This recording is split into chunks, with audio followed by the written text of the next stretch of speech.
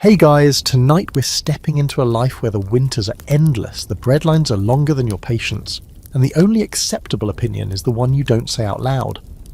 You're about to live a full day in the Soviet Union, not as a tourist, not as a spy, but as a regular, slightly sleepy citizen.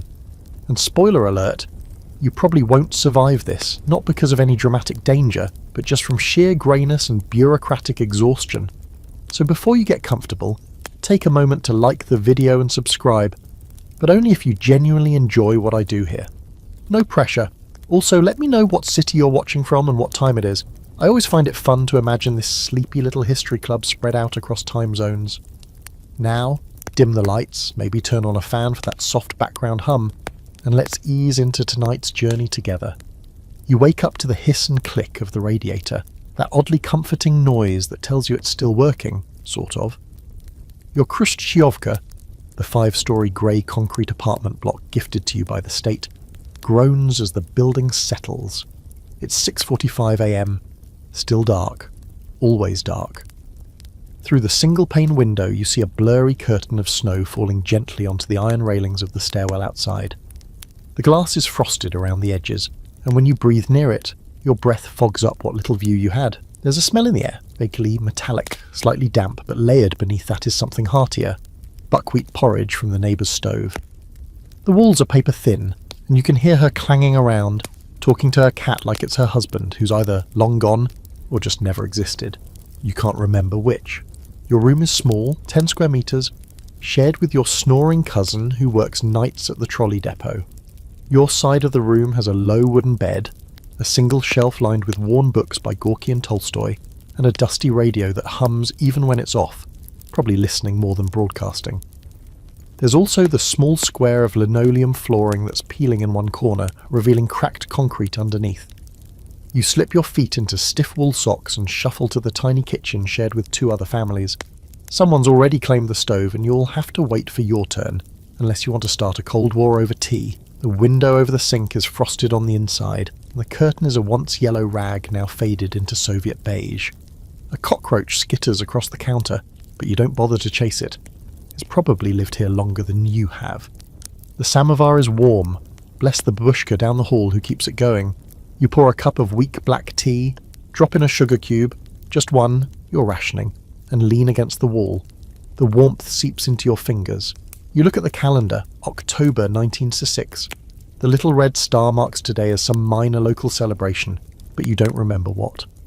All the holidays blur together when they involve standing outside for hours waving flags you didn't choose. You sip your tea and remember your dream, something about swimming in a pool of oranges. You haven't seen a real orange since 1969, when your uncle brought one back from a trip to Georgia. It was bitter and expensive, but the smell of it clung to your hands for a whole day. You don't talk about things like that. Longing is dangerous. Getting dressed is like preparing for battle. The layers come first, thermal underwear, a woolen sweater knitted by your aunt, then your coat. It's heavy and smells like the attic, but it keeps out most of the wind. Your shoes, on the other hand, are a lost cause. You've patched them so many times they're practically leather origami. The walk to work will be cold, wet, and probably involve stepping in a puddle that looks shallow, but hides an entire second puddle beneath it. As you zip your coat, you glance at the mirror. It's foggy, cracked in one corner, and taped together with a strip of newspaper. You stare at yourself, tired, a little grey around the eyes, even though you're barely in your 30s. This is what life looks like when everything's technically free, but nothing is easy. Outside, the staircase is icy. You hold onto the chipped metal railing as you descend. On the 3rd floor, the drunk from 2B is asleep in the corner again. He mumbles something about gay Garin, and then snores louder than the neighbour's television. You step over him and keep going. The courtyard is quiet except for the crunch of your boots in the snow. Somewhere a dog barks, but you can't see it. Smoke curls up from chimneys. The sky is flat and grey, like someone painted it there with a broom. A group of schoolchildren passes you in uniform, their hats pulled low and scarves wrapped tight. One of them waves a tiny red flag. Maybe it's Revolutionary Heroes Day, or maybe she just likes flags. There's a beauty in it, in a strange way. Not a postcard kind of beauty, but a muted rhythm. You know what every day will be like. The same walk, the same tea, the same sigh when you open your paycheck and see a number that feels more symbolic than useful. There's comfort in routine. You don't think about the outside world much, there's no point. You're not supposed to. Here's your quirky fact. Some families used to collect the foil from imported chocolate wrappers and smooth it out to line their drawers because it felt fancy. Like owning a piece of the West, but without the risk. And here's your historical fact for the night. Those Khrushchyovkas you live in, built under Nikita Khrushchev in the 1960s to replace overcrowded communal housing. Ugly, yes, but millions got their first private toilets thanks to them. That's progress, comrade. And here's the open scholarly debate. Some historians argue that life in the late Soviet period wasn't entirely bleak, just stable, predictable. Was that monotony a kind of safety net? Or just the velvet cage of a society that forgot how to dream? You wonder, but not too loudly. You turn the corner toward your factory.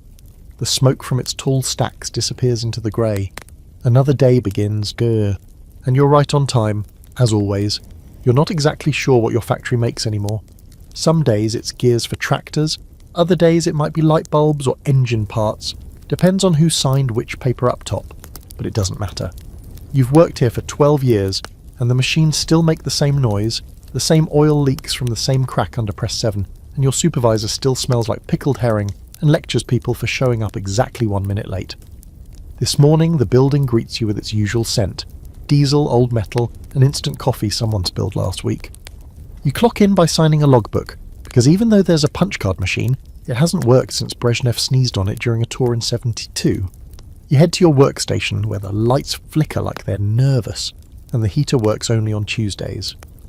Your gloves are stiff with yesterday's grease, and you slap them against your leg a few times to soften them up. You settle in. For the next 8 hours, you'll be feeding steel rods into a clunking hydraulic cutter that's about as precise as a blindfolded goat. You used to complain. Then someone told you quietly that the guy who complained before you got transferred to a factory in the Urals, nobody really knows what they make there, but apparently it's cold and involves more goats. The machinery rumbles to life, coughing smoke like it resents being woken up. You get into the rhythm. Insert rod, pull lever, duck slightly in case the thing jumps again. It did last week and nearly broke your nose. Across the floor, your co-worker Valera waves at you. His face is soot-smeared already, and he's got that sleepy grin that says he was up too late playing dominoes and drinking kvass with his father-in-law. Around 10 a.m, the first major event of the day happens. Someone yells "Chleb bread," and the line forms instantly near the break room. The cafeteria lady got a delivery, a single crate of rye loaves. You shuffle into the queue with everyone else. There's no real order, just this unwritten understanding that whoever looks the most determined probably gets theirs. You spend 40 minutes standing under a flickering light, waiting for your turn to buy bread that might already be gone by the time you reach the front. You can't leave though. It's not just food, it's bread. It's half your dinner, your next breakfast, maybe even part of lunch if you stretch it. And besides, this is where all the best gossip gets exchanged. The guy in front of you is whispering about a cousin who came back from Hungary with a cassette tape of Queen. He says the guitar sounds like thunder and magic. The woman behind you mutters that she once saw a banana in '64. She didn't get to eat it, but she still remembers the smell. You all nod, a little wistful. When it's finally your turn, the lady behind the counter doesn't even look up. She shoves a loaf across the table and barks, "Next!" You cradle it like it's made of gold, wrap it in a torn bit of newspaper, and tuck it safely into your coat. Victory. Back on the factory floor, everyone's a little happier after bread. Someone turns on the radio, and you hear a faint pop song about tractors and love, standard fare. You work until lunch, then sit on an upside-down bucket with your lunch tin. Inside, 2 boiled potatoes, a slice of salted cucumber, and a thin piece of mystery meat. Could be beef, could be hope. Valera sits next to you and shares a story about his brother's neighbour who heard about a guy arrested for hoarding sugar. 5 kilos of it, hidden in a hollow wall. You both shake your heads like it's scandalous, but secretly you're impressed. You wouldn't even know where to get 5 kilos of sugar. The afternoon drags. The cutter jams twice, and you pretend to fix it by whacking it with a wrench and swearing softly. It works. Probably afraid of you now. That's how relationships work here.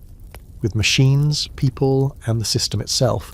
Pretend you're in charge, act like you know what you're doing, and it usually doesn't fall apart. Usually. By 4:30, your back aches. Your hands are sore, your tea thermos is empty, and you've inhaled enough metal dust to give your lungs their own industrial career. But the end is in sight. You sign out, say goodbye to Valera, and step back into the snow. It's darker now, somehow even greyer than this morning. You consider stopping by the store on the way home, but then remember it's Tuesday. Tuesdays are for disappointment. The store gets shipments on Wednesdays, and by then the line will start forming before sunrise. Still, you try. The little grocery near your apartment has its lights on. Inside, a few tired souls are browsing half-empty shelves. You walk in, greeted by the smell of pickled everything. The produce section is a sad little display of wrinkled carrots and one cabbage that looks like it gave up. There's no milk, no butter, but there is a jar of mustard. You stare at it for a moment and then decide, yes, tonight your family will have mustard. A luxury. At the counter, the woman rings it up slowly, hands trembling. She's older than the USSR itself, probably. Behind her, a handwritten sign says, "No cigarettes until Friday, don't ask." You don't. You pay, thank her, and leave. You walk home with your bread, your mouths in a mustard, and your breath making little clouds in front of your face. The sky's turning a deeper grey, almost blue if you squint. There's a strange quiet in the air, the kind that feels like the world holding its breath. Here's your historical fact for the evening. In the Soviet Union, rationing of basic food items like meat and butter continued well into the 80s in many regions, despite official reports claiming abundance. And the quirky one? People would save plastic bags from foreign products, wash, dry, and reuse them endlessly. A single Western grocery bag could become a family heirloom. As for the debate, some scholars argue that these long chaotic queues weren't just about scarcity, they were about control. A subtle way of keeping people too busy, too distracted, too worn down to organise or question. Others say it fostered strange forms of community. In line, people talked, shared, bonded. Was the breadline a prison or a peculiar social net? You unlock your building door with your cold-numbed fingers, step inside, and let the warmth and the soft scent of cabbage welcome you back. You're back in the flat, and it's dim but not unpleasant. The hallway smells like boiled something, potatoes, cabbage, maybe both. You slip off your boots, careful not to track slush across the faded rug, and drop the loaf of bread on the table like it's a trophy from some harrowing expedition. Your cousin grunts from the other room, either asleep or pretending to be. You think about waking him just to brag about the mustard, but decide to let him dream his factory dreams undisturbed. The kitchen is, generously speaking, tiny. You can open the fridge and the cabinet at the same time without moving your feet. The fridge hums like it's thinking too hard, and it's mostly empty except for a half jar of pickles, a chunk of cheese wrapped in wax paper, and a glass container of grey stew that nobody has touched since Sunday. You add the mustard, next to the pickles. Looks better already. Dinner tonight will be humble. Some boiled potatoes from the sack under the sink, a bit of the bread you scored, and maybe, if you're lucky, a spoonful of smetana left from last week. You light the stove, watching the little blue flame flicker to life, and set a pot of water on to boil. The sound of heating water is oddly soothing, like the day finally exhaling. You move through your evening routine on autopilot, change into house clothes, check the mailbox, just bills and an outdated flyer for a meeting about fertilizer, and turn on the little transistor radio in the corner of the kitchen. It crackles, sputters, then finally lands on a voice reciting agricultural data in an impressively lifeless tone. You leave it on anyway. Silence feels risky, like something that might draw suspicion. You take a seat at the kitchen table, wipe off some mystery crumbs with your sleeve, and begin slicing the bread with deliberate care. The crust is dense, the kind of bread that could double as a self-defense weapon, but it's fresh, and that's more than you can say most days. You spread a paper-thin smear of mustard on one piece. Luxury. You eat slowly, savouring every bite like it's some 5-star Parisian course, even though you've never been west of the Dniester River. The window above the sink fogs slightly as the pot boils. Snow continues to fall, now heavier, like the sky just gave up and dumped a bucket of it all at once. You watch it in silence, imagining that somewhere, on the other side of this massive country, someone else is watching this same snowfall, wondering the same things. Will there be meat this week? Will the electricity hold through the night? Will we ever get colour television? You wash your dish in cold water because the hot tap is, once again, on strike. It's like living with a moody teenager. You never know what version of your plumbing you'll get. The sponge has seen better decades. You hang it to dry and wipe your hands on the kitchen towel, which is also a repurposed curtain. Nothing gets thrown away unless it's truly dead, and even then, it gets buried with respect. After dinner, you sit by the window in the living room door, wrapped in a wool blanket that smells faintly of mothballs and old cigarettes. The radiator hisses again, louder this time. Maybe it's angry. Maybe it's just tired of being a radiator in the Soviet Union. You get it. You stare at the snowy street below. A lone figure walks across the courtyard, bundled head to toe, carrying a plastic bag that swings with the weight of something rare. Maybe tangerines, maybe toilet paper. Either way, a triumph. There's something about these evenings, dull, repetitive, and oddly comforting. This is when your thoughts get dangerous, though. When there's nothing to distract you, you start wondering what things might be like if, things were different.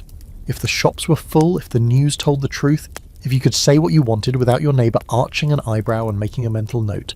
But these are questions you bury deep, under layers of routine and survival. Quirky fact break: did you know people used to use empty perfume bottles as home decor?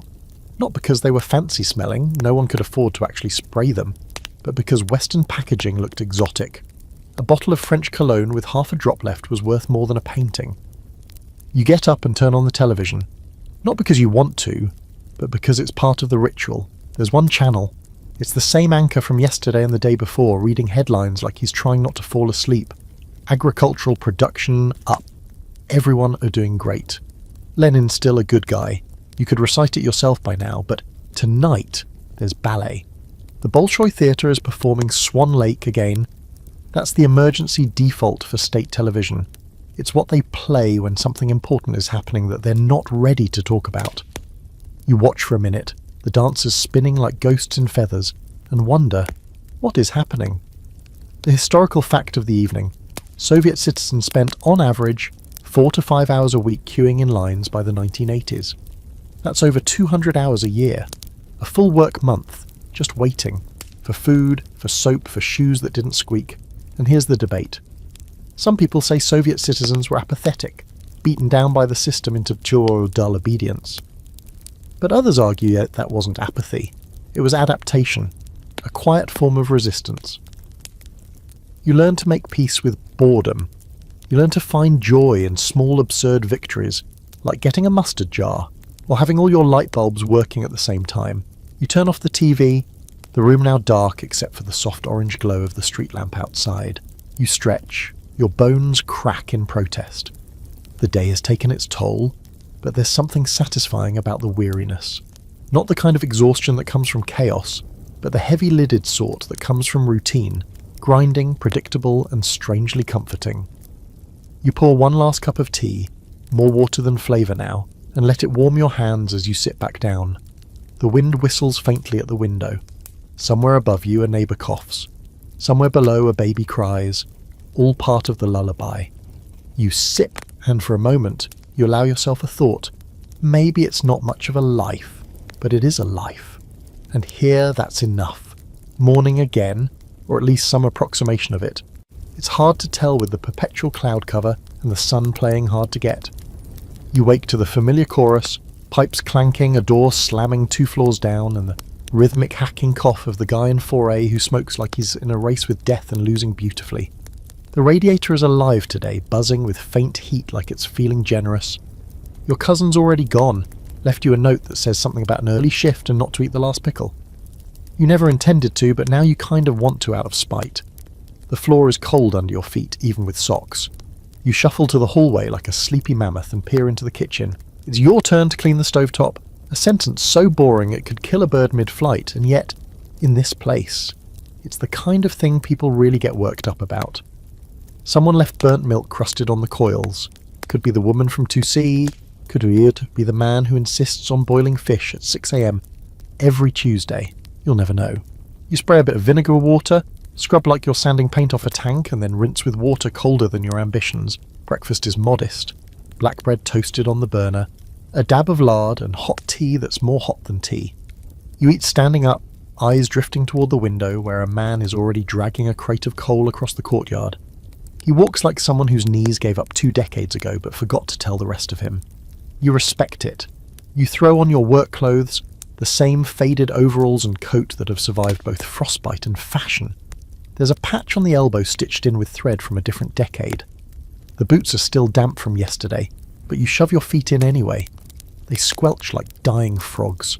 Off you go, back into the Soviet wilderness. Today isn't a factory day, though. It's meeting day. You forgot until just now. You curse under your breath in a way that won't alert the nosy neighbour whose hearing is somehow more advanced than state surveillance. The glorious Monday work planning and morale meeting, yes, that's the real name, probably decided after 6 hours of deliberation, starts at 9 sharp in the break room. You arrive 5 minutes early because 5 minutes late is a rumour that follows you to your grave. The room smells like bad coffee and worse intentions. There's a chalkboard with a crooked map of the USSR, some inspirational slogans pinned up with thumbtacks, and one lonely fern that gave up on photosynthesis last year, but remains for morale. Your supervisor, Comrade Petrovov, stands at the front with a clipboard, and the eternal frown of a man who peaked emotionally during the Stalin era. You sit in your usual spot, back row, far left, right under the ceiling leak. You take out a pencil that barely qualifies as a pencil anymore and pretend to take notes as Petrov drones about quotas, production targets, and the glorious efforts of Comrade Sidorova, who discovered a way to reduce waste in Gear Assembly Unit B. Everyone claps, loudly, uniformly, mechanically. Cool. You clap too, even though you're pretty sure Comrade Sidorova spends most of her day knitting under the conveyor belt. A colleague nudges you. He whispers that his cousin smuggled in a Swiss chocolate bar and that it tasted like angels crying. You nod, eyes still on Petrov, and pretend you didn't just salivate slightly. A chocolate bar, real one from Switzerland? That's practically contraband. You haven't had real chocolate since the last Winter Olympics. After an hour and a half, the meeting moves into Cultural Enlightenment segment, which is a 5-minute poetry reading about collective farming and 2 accordion songs played from a crackling cassette. You don't remember voting for any of this, but here you are. You wonder if Petrov actually believes any of it, or if he just learned long ago that belief was optional, but performance was not. Here's your quirky fact for today.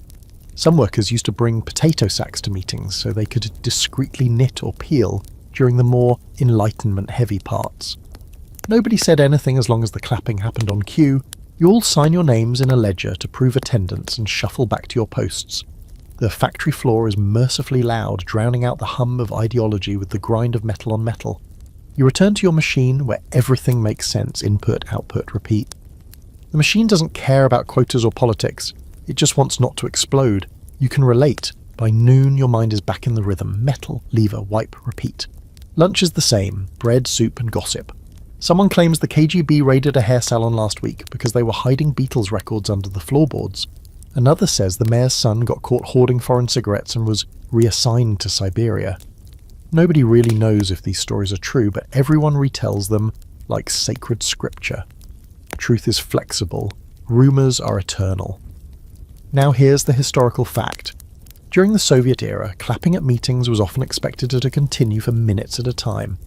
There were actual incidents where no one wanted to be the first to stop clapping for fear of being labelled disloyal.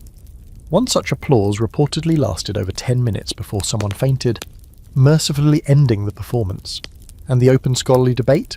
Some historians argue that these forced meetings and rituals weren't just about indoctrination. They were psychological theatre, a way to create a constant low-grade tension, a shared performance that bound everyone in silent complicity.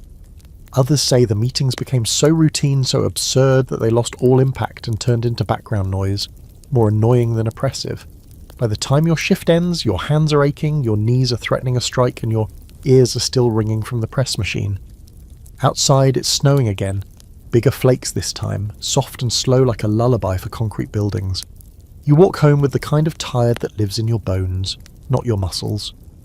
At the front door, you nod to the old woman sweeping the steps. She nods back without a word. And you both acknowledge the sacred bond of surviving another workday without swearing aloud or defecting. You reach your flat, unwrap your scarf, and collapse onto the couch like a sack of potatoes that just lost its will to be useful. The ceiling creaks, the walls murmur, and somewhere a neighbour begins singing quietly. Off-key and beautiful, you made it. One more day, same as the last, and likely the next. But still, one more. You're barely home 5 minutes before the knock comes. Not loud, not frantic. Just 3 soft, calculated taps. The kind that say, "I'm not in a rush, but I know you're in there."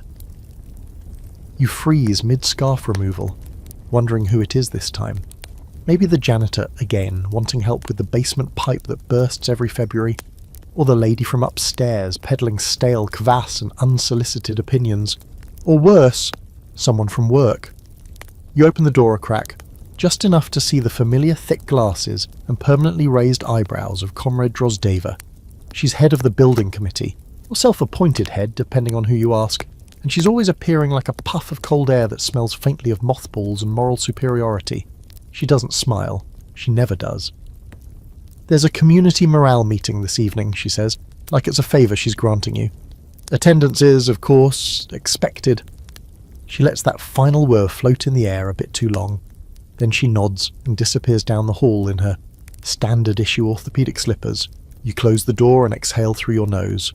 Morale meeting. Glorious. Another evening of pretending to care about bulletin boards and poster slogans, but not going as a gamble. Miss once and you get a warning, miss twice, and your name quietly disappears from recommended for promotion lists, even if no one knows what you're being promoted to.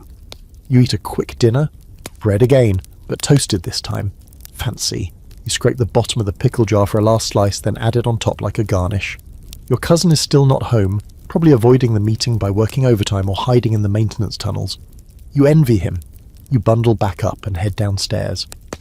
The communal meeting room is in the basement, damp, low-ceilinged, with exposed pipes and a dozen folding chairs that groan louder than the people sitting in them. You take a seat near the back, nodding at the usual faces. Mrs. Pavlova, whose cat controls the building with its glare. Old man Yuri, who hasn't spoken in 3 years but still shows up to everything. And of course, Comrade Drozdeva, standing near the front with her clipboard like she's guarding the secrets of the state. The meeting begins with the anthem, because of course it does. A wheezy recording crackles from an old tape deck, and everyone stands automatically. You murmur along, careful to get the words right. Even the old ones nobody remembers, especially those.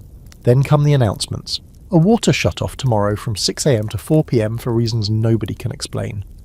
A poster painting contest for the upcoming Revolution Day celebrations. Suggested themes: unity, grain production, or the eternal son of Lenin. You nearly laugh at that last one, but suppress it with a cough. Then the floor opens for community feedback, which is code for vague complaints disguised as praise. A woman stands and says, "We appreciate the effort of our maintenance team. Though perhaps they could shovel more thoroughly." Everyone nods. The shoveling has been non-existent, but you can't say that out loud, not directly. Then it's your turn. Comrade Drozdeva calls your name and asks for your thoughts on the recent hallway painting initiative. You didn't know there was one. You stand, clear your throat and say, "The new shade of beige is inspiring." A few people clap. One guy coughs in what might be support. You sit back down. Crisis averted. Here's your quirky fact for the evening. Many Soviet buildings held mandatory sub-botniks, community cleaning days where residents were expected to sweep, scrub and paint their own public spaces. Unpaid, of course. Refusing was frowned upon, unless you had a signed note from your superior or a broken limb. As the meeting drags on, the air grows thicker. The pipes hiss above you like irritated snakes, and the walls sweat faintly with condensation. You wish someone would open a window, but doing so might be interpreted as weakness. Or worse, complaint. Comrade Drozdeva ends the meeting with a recitation of party slogans, each one met with a tired round of applause. "Our strength is in unity." Clap. "The future belongs to the worker." Clap. "Beware of Western influence." Slightly slower clap. Finally, you're dismissed. People file out quietly like survivors of some mild natural disaster. You climb the stairs 2 at a time just to get out of the humidity and back into the biting cold. The air outside tastes better, even if it's full of coal dust. Back in the apartment, you peel off your coat like a snake shedding a heavy woolen skin. Your cousin's returned, sitting on the couch reading Pravda with a smirk that says he knows exactly how dull your evening was. You throw your scarf at him. He laughs and tosses you the last tangerine, small and slightly squishy. A peace offering. You sit together quietly. The radiator hisses. The clock ticks. The smell of someone's burnt stew creeps in from the hallway. Your cousin eventually puts on a cassette tape of old Soviet jazz, surprisingly smooth, almost Western in its feel. For a moment, you both lean back and just listen. Not talk, not think, just let it play. Here's your historical fact. Soviet citizens were often required to participate in public political life, which included meetings, rallies, and voluntary but not really community projects. These events were carefully logged, and your participation could affect your job, housing, or access to better goods. And the open debate, did these mandatory gatherings actually build community, or were they just performative rituals, designed to keep everyone too busy and too watched to cause trouble? Some say it was both, a forced kind of togetherness, real but hollow, shared by people who knew it was fake and kept doing it anyway. Eventually you head to bed, tired in the way only collective enthusiasm can make you. The blanket is scratchy, the mattress lumpy, but it's yours. You pull it up to your chin, listening as the jazz fades and the snow thickens outside. Another day ends not with fanfare, but with a slow sinking sigh. You close your eyes, and somewhere in the back of your mind, a piece of you whispers, only 5 more days until the next meeting. And then you're asleep. The day begins with static. Not metaphorical, actual static. Your bedside radio hissing into your dreams until it finally grabs hold of the morning news, somewhere between a weather report and a story about tractor output in Kaluga. You pry one eye open. It's still dark. You check the clock, 6:12 a.m. The radiator isn't making any noise today. That's not great. You shuffle out from under your wool blanket, feet hitting the floor with a soft slap. The air is colder than usual, and the tip of your nose tells you the heating system has gone on strike. Again. You rub your hands together, blow into your palms, and make a slow, grumbling pilgrimage toward the kitchen. In the kitchen, you find your cousin sitting at the table in his coat, pouring hot water into a chipped enamel mug. He holds it like it's the last bit of warmth in the apartment. "No heat," he mutters, not looking up. You nod and move to the window, your breath fogging the glass as you peer out into the grey-blue early light. Everything is dusted in snow. The street lamp is still on, casting a hazy cone that illuminates the frozen sidewalk and a cat curled into a perfect ball on a manhole cover. "Should I call maintenance?" you ask, already knowing the answer. Your cousin laughs through his nose. "And get a response by next spring?" He takes a sip of tea and pulls his coat tighter. "I'll grab some wood for the stove at work later, smuggle it home in my bag and they won't notice. Or they will and they won't care." You boil water for your own tea, half listening to the radio announce the results of a local vote you didn't participate in, but apparently won by a landslide. You tear off a piece of bread, chew it without enthusiasm, and glance at the empty sugar jar on the counter. You turn it upside down, shake it like a maraca. Nothing. At 7:30, you head out into the cold. The air slaps your face like a disapproving grandmother. You wrap your scarf tighter and tuck your chin into your coat. The sidewalk is covered in snow that's already turning to grey slush, and you step carefully to avoid patches of ice camouflaged as sidewalk. A neighbour passes you on a sled, not riding it, just pulling it like a sad little wagon with 2 sacks of potatoes strapped to the back. Work today is less mechanical and more ceremonial. Word has gone out that there's going to be a visit, some mid-level party representative from the regional council, which means cleaning, organising, and most importantly, pretending. You get pulled from your usual machine and given a rag and a bucket with instructions to make everything look more productive. So now you're wiping down a dusty filing cabinet in an office you've never been allowed in before. Valera appears beside you with a mop and shrugs. "I don't know what we're cleaning, but it's gonna sparkle," he says. "Even the rats are nervous." You spend the morning engaged in full theatre, staging parts, aligning toolboxes, sweeping floors that haven't seen daylight in years. The factory hums, but not with work. It hums with anticipation, fear, and the scent of lemon-scented disinfectant no one remembers ordering. A new flag has been hung in the entranceway. It's wrinkled but red enough. At 11:15 the official arrives, a man in a stiff overcoat and a hat that says, "I've never lifted anything heavier than a pen." He walks with an entourage of 2 secretaries and someone taking notes on a clipboard.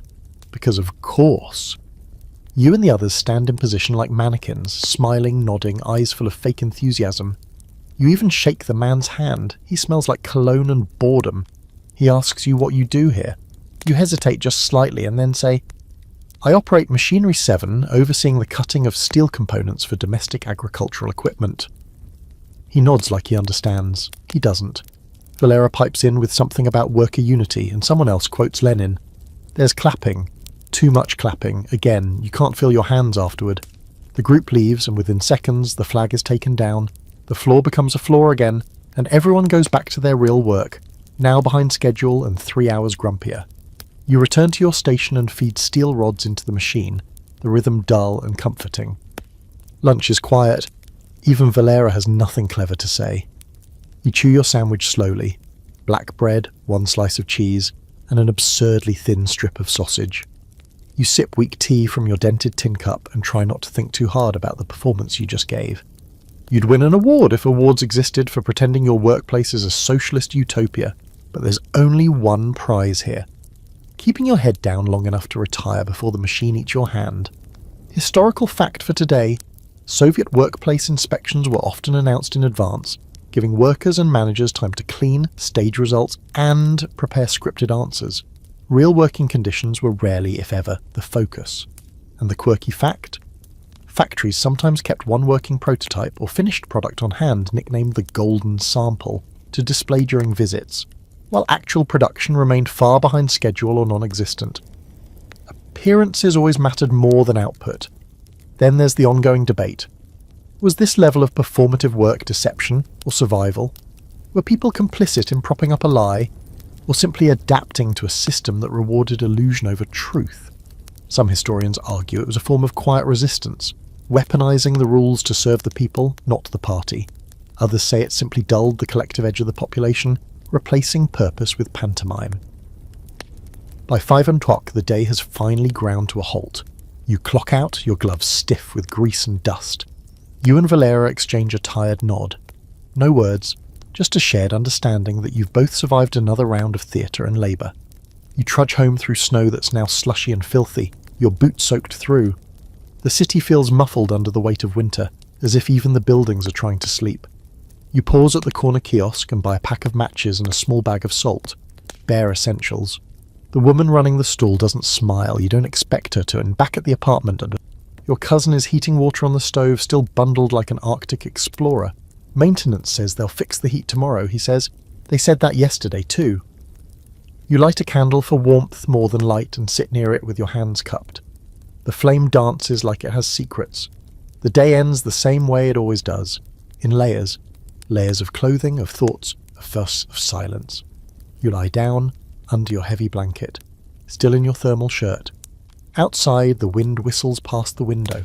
A low, distant howl. You close your eyes. Another day survived. Barely warm, barely heard, but survived. The knock comes again. Not Drozdiva this time, thank whatever minor household spirit might be listening, but your neighbour, Genya. He leans in your doorway, hat still dusted with snow, his arms crossed like he's bracing for a question he hopes you won't ask. You don't say anything. You just gesture for him to come in, because in this building that's how it works. Doors stay unlocked more out of futility than trust. Privacy is something you pretend not to want.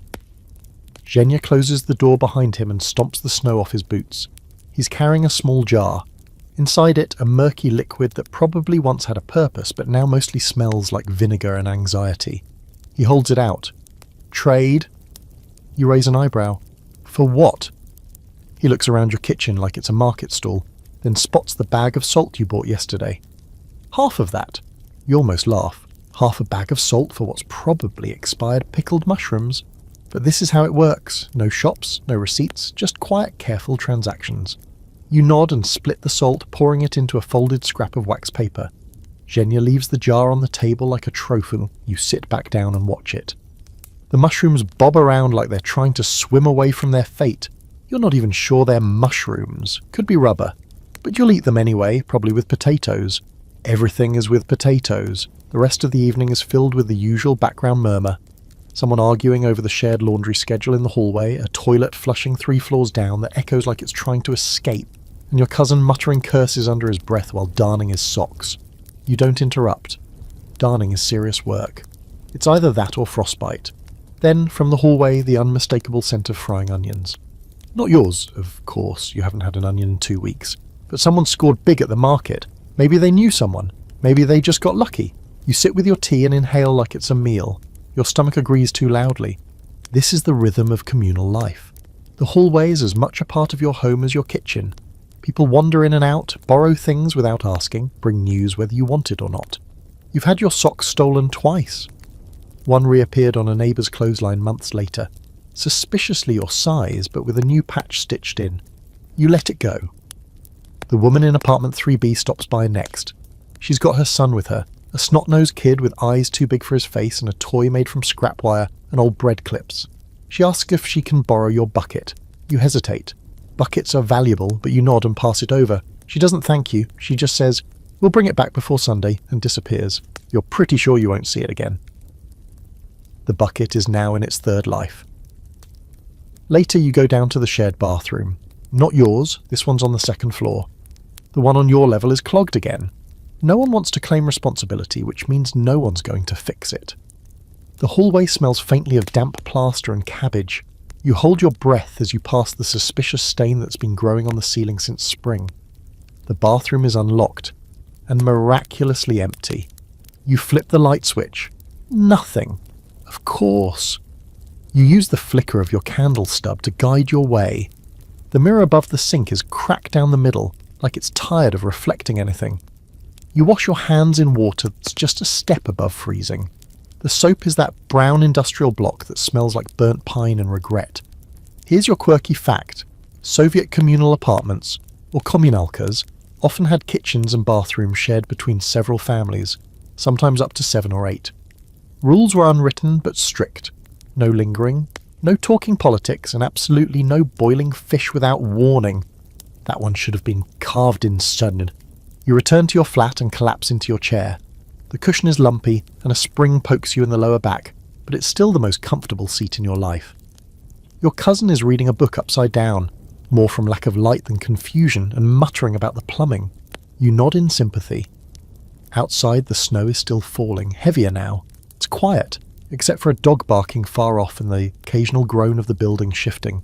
These old Khrushchyovkas are like living organisms, breathing, creaking, groaning with every gust of wind. You know exactly how many steps from your door to the stairwell creak, and you can tell who's walking by just from the rhythm of their footfalls. You take the jar of pickled mushrooms and decide tonight's the night. You boil a potato, slice it and plate it like it's dinner for royalty. Then you open the jar and fork out 3 of the least threatening pieces. You eat in Singapore, chewing slowly, letting the faint vinegar burn remind you that you're alive and still have taste buds. Barely. Here's your historical fact. By the 80s, communal apartments were still home to over 30% of urban Soviet citizens, particularly in cities like Leningrad and Moscow. Despite efforts to build more private housing, the demand always outstripped supply. And your scholarly debate for the night. Some researchers argue that communal living created a rare kind of intimacy among strangers, a forced community where people learned cooperation, negotiation, even empathy. Others say it bred suspicion, surveillance, and a loss of personal identity. Everyone's life was on display, and the line between neighbour and informer was often paper thin. You sit by the window after dinner, watching the snowfall gather on the ledge. The lights in the apartment across the courtyard flicker on and off. Maybe they're having better luck with the electricity tonight. Or worse, you never know. Then you hear the unmistakable sound of your cousin's breathing slowing as he drifts off in the chair. You throw a blanket over him, then crawl into bed fully dressed. It's too cold to undress, and frankly, you've already brushed your teeth with lukewarm tea water. That's close enough. As the city hunches into itself for another long, frozen night, you close your eyes and try not to think about the bucket, or the salt, or what you'd give for one fried onion. Just sleep, just silence, just this. You wake up to silence, not the gentle, serene kind, but the thick, slightly alarming kind. No pipes clanking, no neighbours' radio mumbling through the walls, not even the usual distant dog barking at the ghost of capitalism. Just stillness. You sit up slowly, blanket wrapped around your shoulders like a robe of questionable warmth, and glance at the window. The frost pattern is beautiful in that way only a Soviet winter could manage. Delicate, symmetrical, and absolutely freezing. Still no sound. You slip your feet into wool socks that could pass for medieval gauntlets and tiptoe toward the door. The hallway is unusually dim. One of the ceiling lights is out again. Of course it is. You crack open your door and peek outside just in time to see old Yuri from 2B leaning suspiciously against the stair rail, lighting a cigarette with a shaking hand. That's not odd. Yuri starts his day with 3 things: a cigarette, a grunt, and a glance around to make sure the world hasn't collapsed overnight. What's odd is the man standing halfway up the stairs, pretending not to be watching him. You step into the hallway and make like you're just going to check the mail. Yuri's eyes flick to yours, then down the hall, then back again. He jerks his chin ever so slightly toward the man, mid-30s. Clean coat, hair combed too neatly, not a neighbour, not someone who belongs here, not carrying groceries, not avoiding eye contact. That tells you plenty. Back in your apartment, you close the door softly and slide the bolt. Your cousin is still asleep, one leg flopped off the couch like a stranded fish. You make tea, slowly, quietly, and think. See, in the Soviet Union there are 2 kinds of silence. The first is the powers out again silence, familiar, boring. The second is the something's going on and we're not supposed to notice silence. This is that second one. You take your tea to the window and stare across the courtyard. There's a car you don't recognise parked near the trash bins. Black, boxy and clean. Too clean. Nobody washes their car in January unless they've got something to hide or someone to impress. Either way, the feeling in your gut starts humming like the radiator on a good day. Something's off. The day proceeds like it's pretending to be normal. You head to work, scarf wrapped high, boots crunching over ice. The usual crowd waits at the tram stop, pretending not to shiver, pretending not to make eye contact, pretending not to pretend. A man selling newspapers yells about grain quotas like it's good news. The tram arrives 5 minutes late, which for the Soviet schedule means it's early. At the factory, Valera greets you with a look that says he's seen the same man on his stairwell. Tall, sharp shoes. Quiet, he mutters as you slip into your work coats. You nod. Didn't ask for directions. Just stood there. You both say nothing for a while after that. Midway through your shift, a supervisor you barely know makes an unscheduled tour of your section. He doesn't speak, just walks up and down the aisles, clipboard under his arm, eyes scanning without focus. Everyone straightens up, overperforms, says nothing. There's nothing to see, of course. No reason for the man from the stairwell to be here. Not really, and that's what makes it worse. Here's your historical fact of the day. The KGB, the USSR's main security agency, had a presence so deep and broad that it's estimated 1 in every 18 citizens in urban areas was either a direct informant or someone who'd been pressured to report on others. Not all did, but many were on the list. And your quirky fact, it was said that if you saw the same stranger in your building twice, and he wasn't carrying a hammer or toolbox, you should start memorising your own alibi. Even if you hadn't done anything. Especially if you hadn't done anything. During lunch, you and Valera speak in code. Heard there's a new inspector, you say over your soup, which tastes like someone waved a bone over boiling water and called it broth. Valera nods. Hope he likes cold steel and long lines. Then you talk about the weather until you've convinced yourselves you're safe. By the time your shift ends, the unease has sunk into your spine like winter chill. You walk home slowly, checking corners, watching shadows. When you turn the key in your apartment door, there's a brief moment, just a half second, when you wonder if anything inside will be missing. It's not, but the doubt was there and that's enough. Your cousin is already home, flipping through a state newspaper. You tell him nothing, he tells you nothing. You both sit and read headlines neither of you believe. Record harvest in Uzbekistan. Comrades in space celebrate unity. Consumer satisfaction up 14%. You eat dinner in silence. Bread. The last of the pickled mushrooms. A smear of something yellowish that might have once been mustard. The warmth of the tea fills your chest, but the back of your neck still prickles with unease. Later there's a knock again. Same rhythm. Not Drozdiva, not Zhenya. You exchange a glance with your cousin. You both stand, you both listen. Then mercifully it's just the neighbour kid, delivering your bucket back with a crumpled thank you and what might be a drawing of a bear waving a Soviet flag. You smile, say goodnight, and shut the door, but your hand lingers on the bolt. Here's the scholarly debate. Did the KGB's quiet omnipresence create a stable society, or a terrified one? Some argue it maintained order, scared people into productivity, prevented rebellion. Others say it broke something fundamental, turned neighbours into suspects, honesty into risk, thought into something you buried under routine. You crawl into bed and try to think about anything else. About warm summers at the dacha, about potato pancakes on holidays, about how tomorrow is bath day if the water's running. But the image that sticks in your mind is the man on the stairs, too clean, too cool, quiet, too curious. And the question that never leaves, who is watching whom? The building creaks, the radiator finally wakes with a groan. You close your eyes and remind yourself to forget. That's the safest thing of all. It's laundry day, which means your morning begins with the unmistakable sound of someone yelling about soap. Not angrily, just loudly, because that's how everyone communicates when they're standing in a concrete corridor surrounded by steam, wet socks and mild despair. You lie there in bed for a moment, blanket up to your chin, already picturing the battle ahead. The communal laundry room is free territory, no reservations, no mercy. Whoever gets there first wins.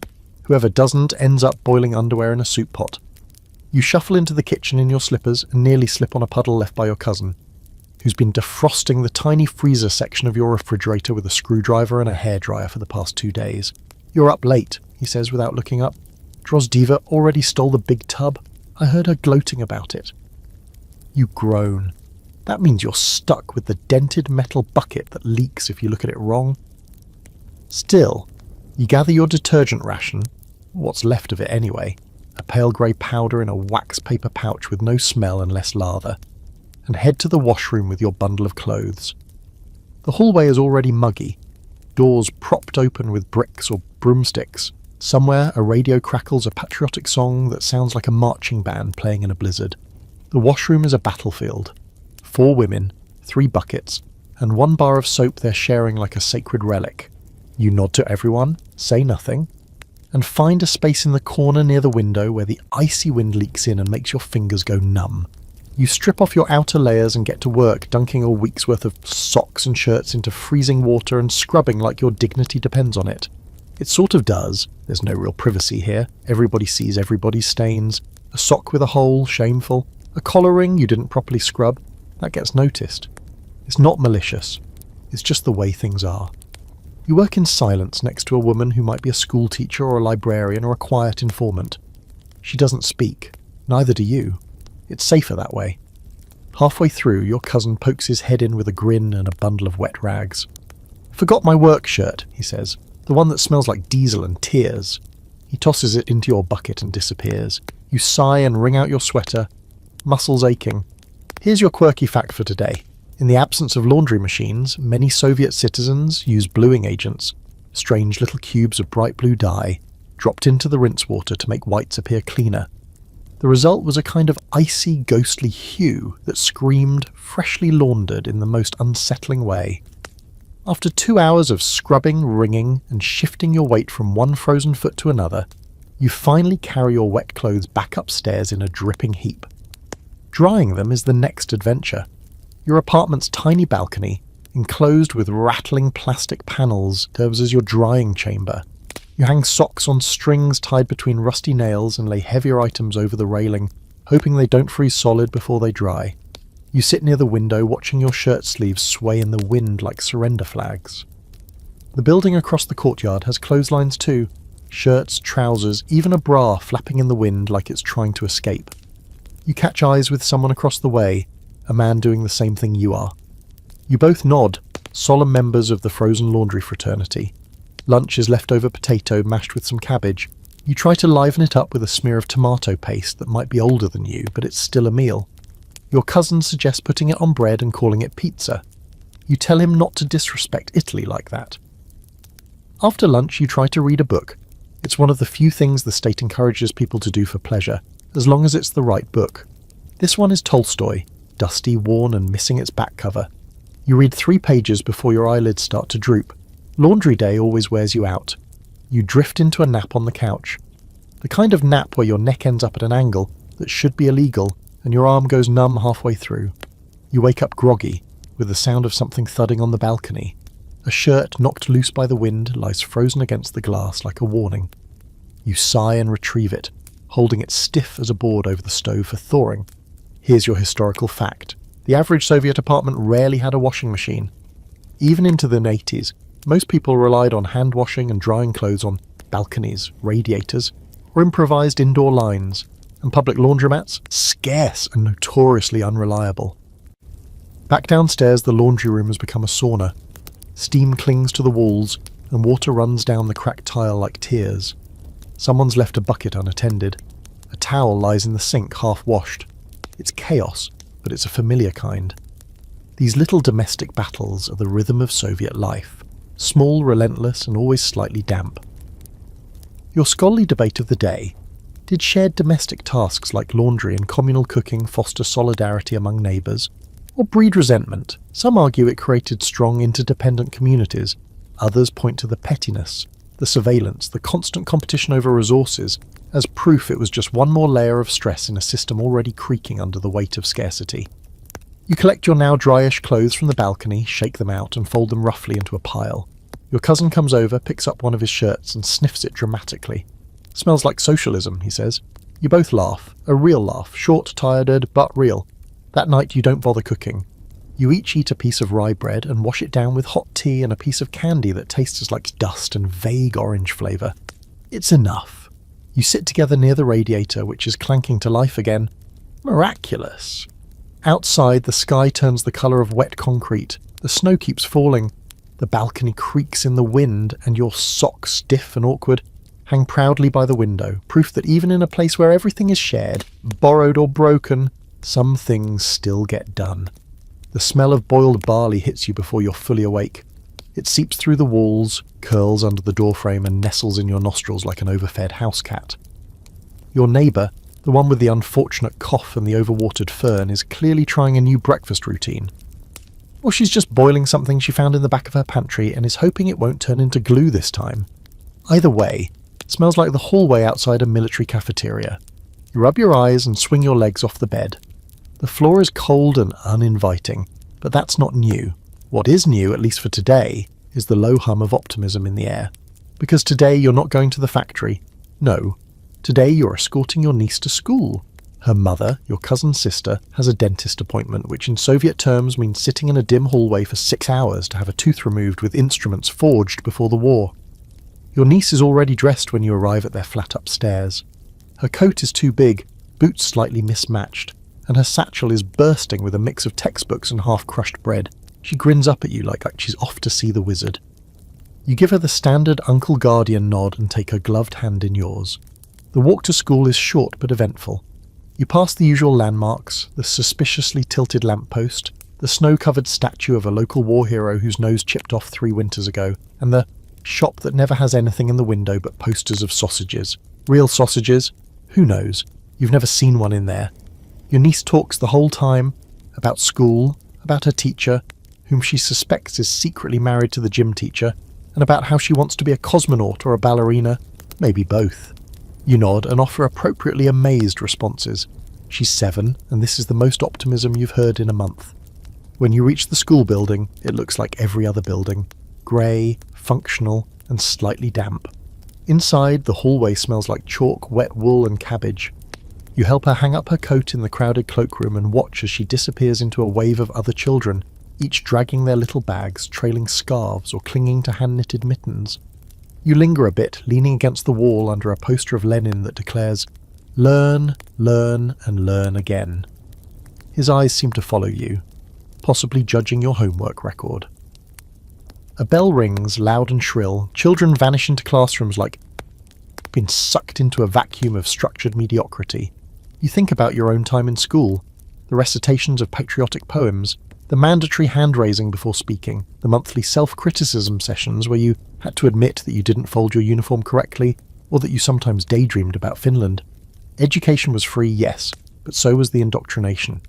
Every subject came with a political footnote. 2 + 2 = 4, and also capitalism is a failure. Here's your historical fact. Soviet education was highly centralized and emphasized not just academics, but ideological loyalty.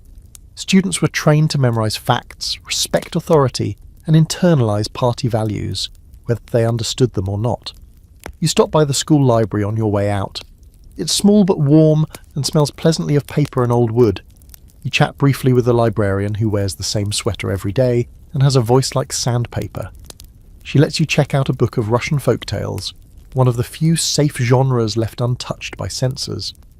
Walking home, the streets are slowly filling with life. People queue at a kiosk, hoping for apples or maybe fish. A tram screeches by, trailing sparks. You pass an old man playing chess alone on a bench with a thermos of cold tea beside him. He nods once, moves a pawn, then goes back to pretending he doesn't want company. Back at your building, you find the entryway posted with a new notice. It's handwritten in red marker on official paper and has the vague smell of bureaucracy. All residents must attend Saturday's Pioneer Youth Celebration in the square. Children are expected to be in uniform. Families may bring banners. You read it twice. Your cousin groans from the stairwell. "I already burned my banner," he mutters. You spend your afternoon doing something dangerous. Cleaning out your drawer. Not the one with socks, the other drawer. The one with your old Pioneer scarf, a stack of postcards and a couple of banned pamphlets you definitely never read. You pause over a small badge with a red star and the face of Lenin on it. Every Soviet child wore one, pinned above their heart, swearing loyalty to a system they didn't understand. Your niece has one too, pinned crookedly to her coat. You helped her put it on this morning. Here's your quirky fact. Pioneer uniforms, scarves, pins, white shirts, were so standardized that children would get marked down in school for wrinkled sleeves or a loosely tied knot. Some parents ironed them the night before like they were preparing for military inspection. And here's the scholarly debate. Did these youth organizations truly foster community and patriotic pride? Or did they simply mold the next generation into obedient citizens too busy singing songs and attending parades to ask the wrong questions? Some say it was all harmless ritual. Others believe it laid the foundation for a lifelong fear of standing out. You make a quick dinner, fried cabbage and barley mush, and settle by the window with your folktales book. You read aloud to your cousin, both of you half listening as a prince defeats a dragon using cleverness and a magic comb. You both know the comb wouldn't be available in stores. Outside, the kids from the building play in the snow under the yellow light of a flickering street lamp. One has a red scarf tied around her head like a superhero cape. You smile, close the book and stretch. Tomorrow you go back to work, to steel and machines and queues and silence. But today, you walked a child to school. You remembered what hope sounded like, even if only in the voice of a 7-year-old dreaming of the moon. Saturday arrives with all the charm of a wet blanket left out in the snow. You're not even fully awake before you hear the rhythmic knocking of boots on concrete. Parents dragging their half-asleep children out the front door.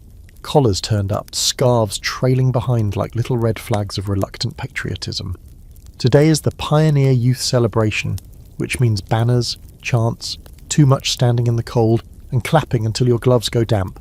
You sit on the edge of your bed, holding your forehead in one hand and trying to remember if the banner you were supposed to bring was lost in the Great Closet Purge of last year. Your cousin shuffles in, eyes puffy, hair stuck up like he's been electrocuted. He mutters something unprintable about frostbite and ideology, and then goes off to boil water. At least tea still makes sense. You dress in layers, long johns, thermal shirt, thick sweater, the coat that smells like last winter's soup, and your hat that's now more patched than original fabric. Then, in what has become a kind of ritual humiliation, you find the red armband issued to all adult volunteers and strap it on. It's scratchy and slightly crooked, like the very concept of this morning.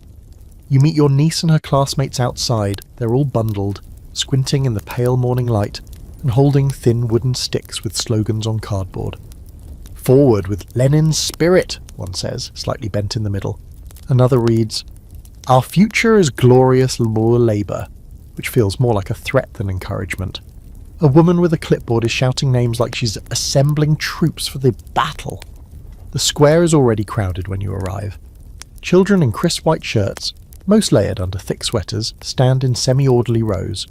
There's a giant portrait of Lenin propped up near the stage, one eye glaring at the horizon, the other clearly judging your posture. A brass band plays something vaguely triumphant, muffled by their scarves and the freezing air. You take your place at the edge of the square with the other volunteer chaperones, which is just a nicer way of saying warm bodies for visual unity. You stamp your feet to stay warm and watch as the children begin their chants. They raise their tiny fists, shout slogans in unison, and wave little flags. Some are smiling, some are shivering, one is definitely asleep standing up. A man in a long coat takes the stage and begins his speech. It's the kind of speech you've heard 100 times, about the youth being the builders of tomorrow, about hard work and loyalty, about the eternal greatness of Soviet unity. His voice echoes through the loudspeakers like it's trying to reach Mars. You zone out halfway through, watching a pigeon struggle to fly against the wind. Here's your historical fact. The Young Pioneers was the official youth organisation for children aged 9 to 15 in the USSR. Nearly every child joined, it was essentially mandatory, and the group emphasised discipline, community service, and unwavering loyalty to communist ideals. Scarves were red for a reason, symbolising the blood of past revolutionaries.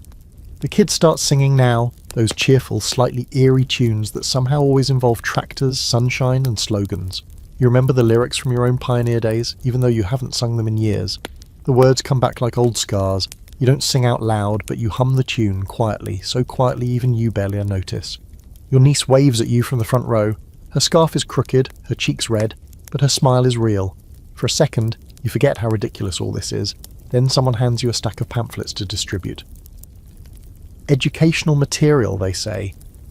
You take one look and recognise the usual fare: how to be a model pioneer, how to report unsafe behaviour, which is not so secret code for ideological non-compliance, and a heroic story about a 13-year-old boy who once alerted authorities about his own father's anti-party behaviour. That one always chills you. Here's your quirky fact. The Soviet government often published heroic tales about children who turned in their parents or teachers for disloyalty to the state. These stories were included in school textbooks and read aloud during assemblies. The moral was always clear: loyalty to the state over loyalty to family. You hand out the pamphlets with a straight face. The children take them dutifully, slipping them into coat pockets or using them as makeshift windbreaks. One boy drops his in a puddle. You pretend not to see. As the event nears its third hour, your knees start to lock up. The cold has crept into your bones, and even your thermals feel like they're made of wet cardboard. A second speaker takes the stage, this one more animated, practically shouting about industrial growth and the heroic miners of Donetsk. No one's listening. The children have started fidgeting, pulling off gloves to fidget with scarves, whispering to each other behind their hands. Your niece tugs your sleeve. "When can we go home?" she whispers. You check your watch and give her the most optimistic lie you can manage. Soon. Finally, mercifully, the band starts up again. That means the parade is about to begin.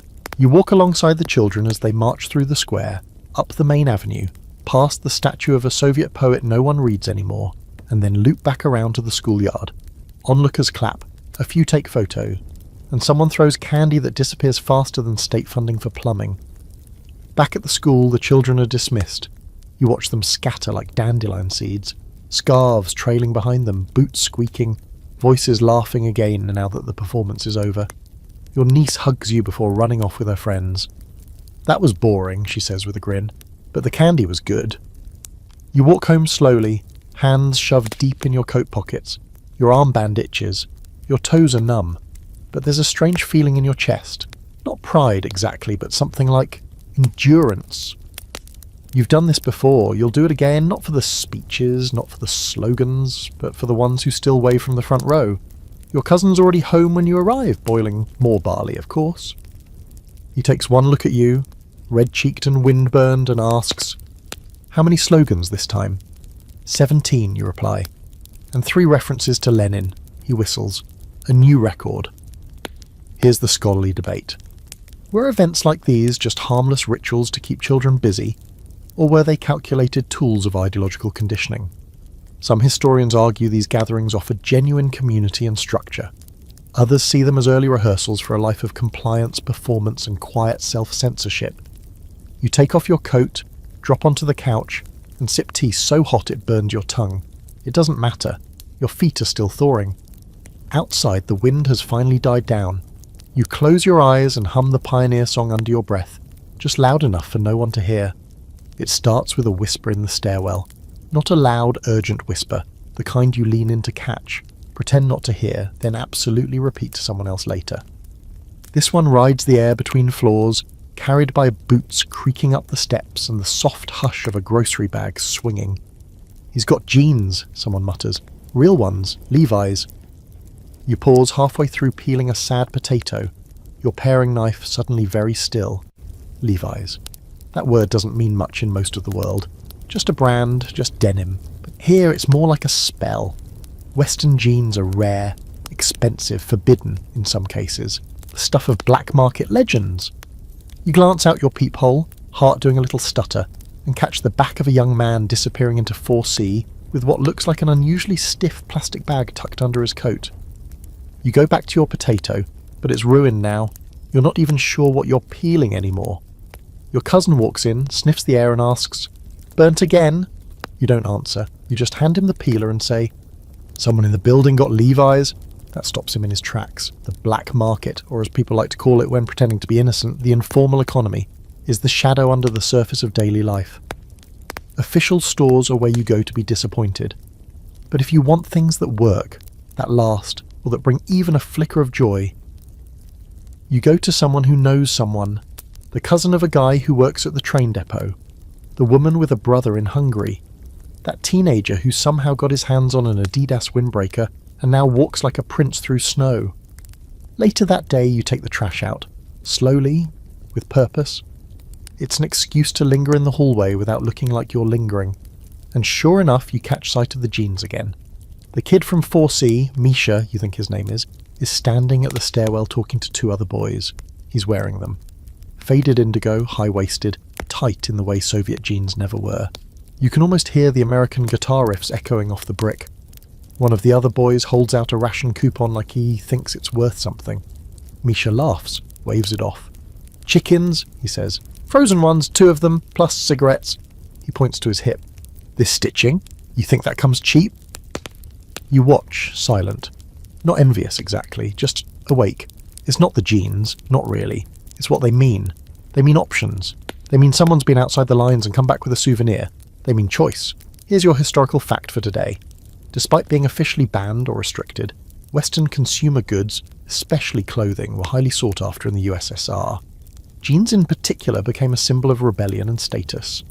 A single pair of Levi's could be traded on the black market for the equivalent of a month's wages or more. And here's your quirky fact. There was even a name for Soviet-made knockoffs. Faux jeans or samopal, stitched to look Western, but made of scratchy, stiff fabric that could probably deflect bullets. Some citizens would embroider fake Levi's patches onto them, hoping to pass. Back in your apartment, your cousin starts telling stories. About that time in university when he knew a guy who smuggled in Western records, copied them onto X-rays, and sold them as bone music. You laugh. Everyone knows that one. A crackly Beatles track printed on someone's chest cavity. You heard it once at a party. It sounded like rebellion. Then the conversation shifts. Misha's jeans led to someone's Polish cassette deck, which leads to someone else's Bulgarian boots. Before long, it's a full-blown underground catalogue. Cigarettes for batteries, imported perfume for a car part, 2 cans of coffee for a working VCR. Your cousin mentions a friend who once traded a live rabbit for a bottle of Pepsi. "We didn't drink it," he says. "We just looked at it." You don't even realise you're making a list in your head until you stop and think, what would I trade? What do I have that's worth anything? That night you go down to the basement, officially to help clear ice from the pipes, unofficially to see if anyone's talking. And sure enough, there's Yuri, the old guy from 2B, sipping from a flask and leaning against the boiler like he's guarding state secrets. You nod, light a cigarette, and wait. After a few minutes, he starts talking. "Used to be a man in Minsk," he says. "Smuggled jeans through the Baltic ports, used hollowed-out car doors." He takes another swig. "One time, a customs officer found a whole box of chewing gum hidden in a spare tyre. Western stuff, juicy fruit." He laughs. "Imagine chewing something that tasted like anything." It's absurd, but you feel it, the spark of possibility.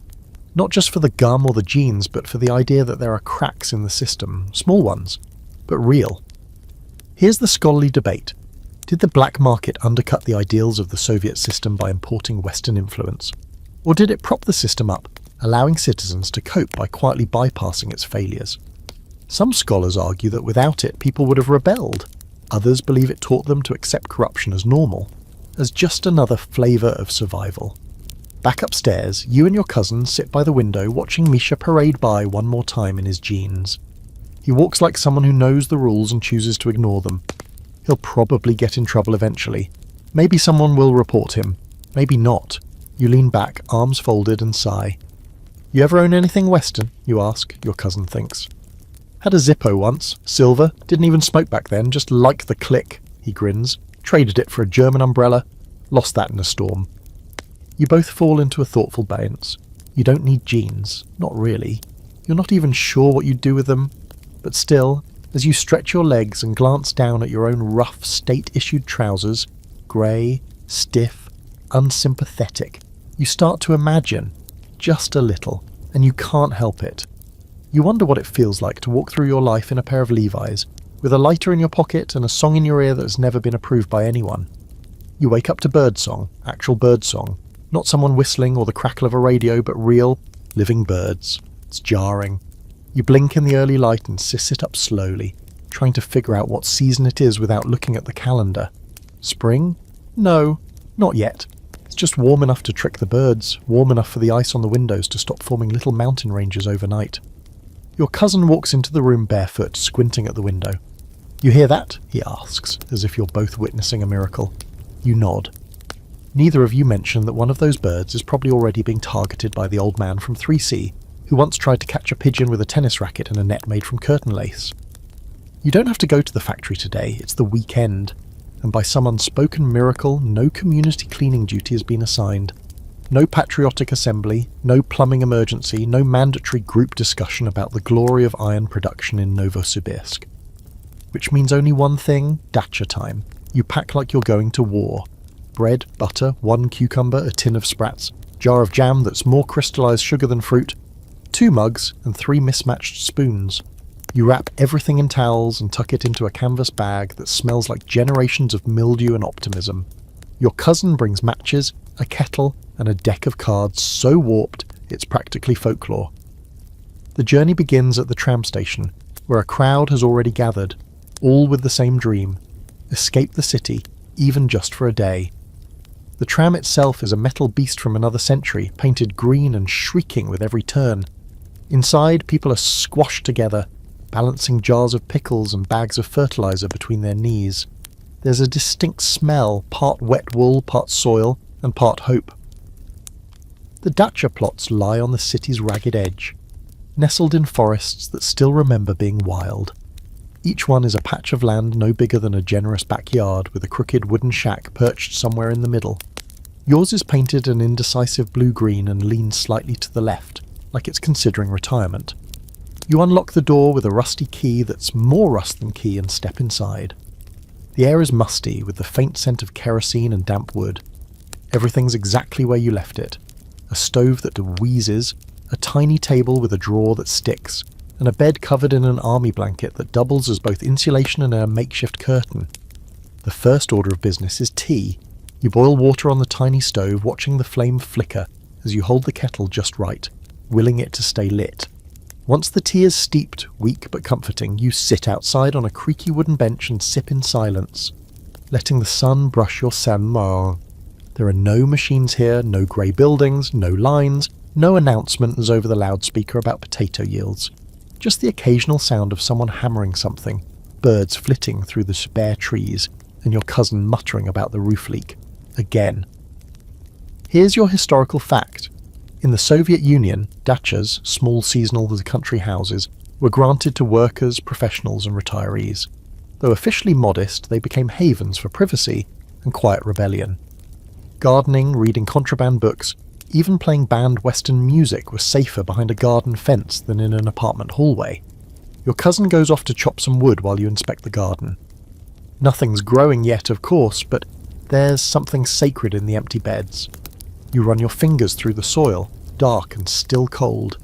Soon there will be potatoes, then cucumbers, then maybe, if you're lucky and the worms are generous, strawberries. Not much, but enough to matter. Back at the shack, your cousin returns with a bundle of twigs and a smug expression.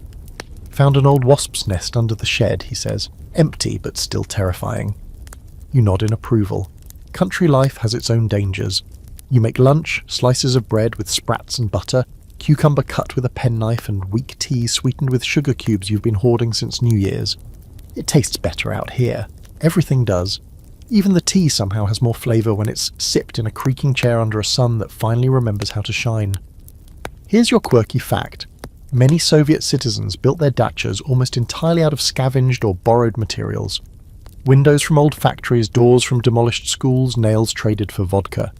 Some even built entire structures by smuggling lumber one board at a time on the tram. After lunch, you lie in the sun, arms folded under your head, and stare at the sky. It's not blue exactly, more like faded denim, but there's no smoke in it, no wires crisscrossing the view, just clouds, slow and soft, drifting nowhere in particular. You almost fall asleep, you kind of want to, but your cousin insists on playing cards, and so you oblige, sitting at the tiny table while the wind rattles the window panes. You play Durac, of course, because there is no Soviet citizen who doesn't know Durac, and he wins, as always. He grins like he's just bested a master. Luck, you mutter, but he knows better. As the sun begins to dip behind the trees, you gather your things. There's no electricity here, no lamps that work properly, and once it's dark, it gets dark. You lock the door, check the fence, and head back toward the tram station, your bag lighter, your heart somehow steadier. The ride home is quieter. People slump in their seats, sun-touched and soothed. A woman hums a folk tune under her breath. A little boy clutches a bunch of wildflowers like he just won the lottery. Here's your scholarly debate. Were dachas a state-approved reward to pacify the masses, a way to let off steam so no one rebelled? Or were they quiet acts of independence, private oases in a system designed for collective conformity? Some say both.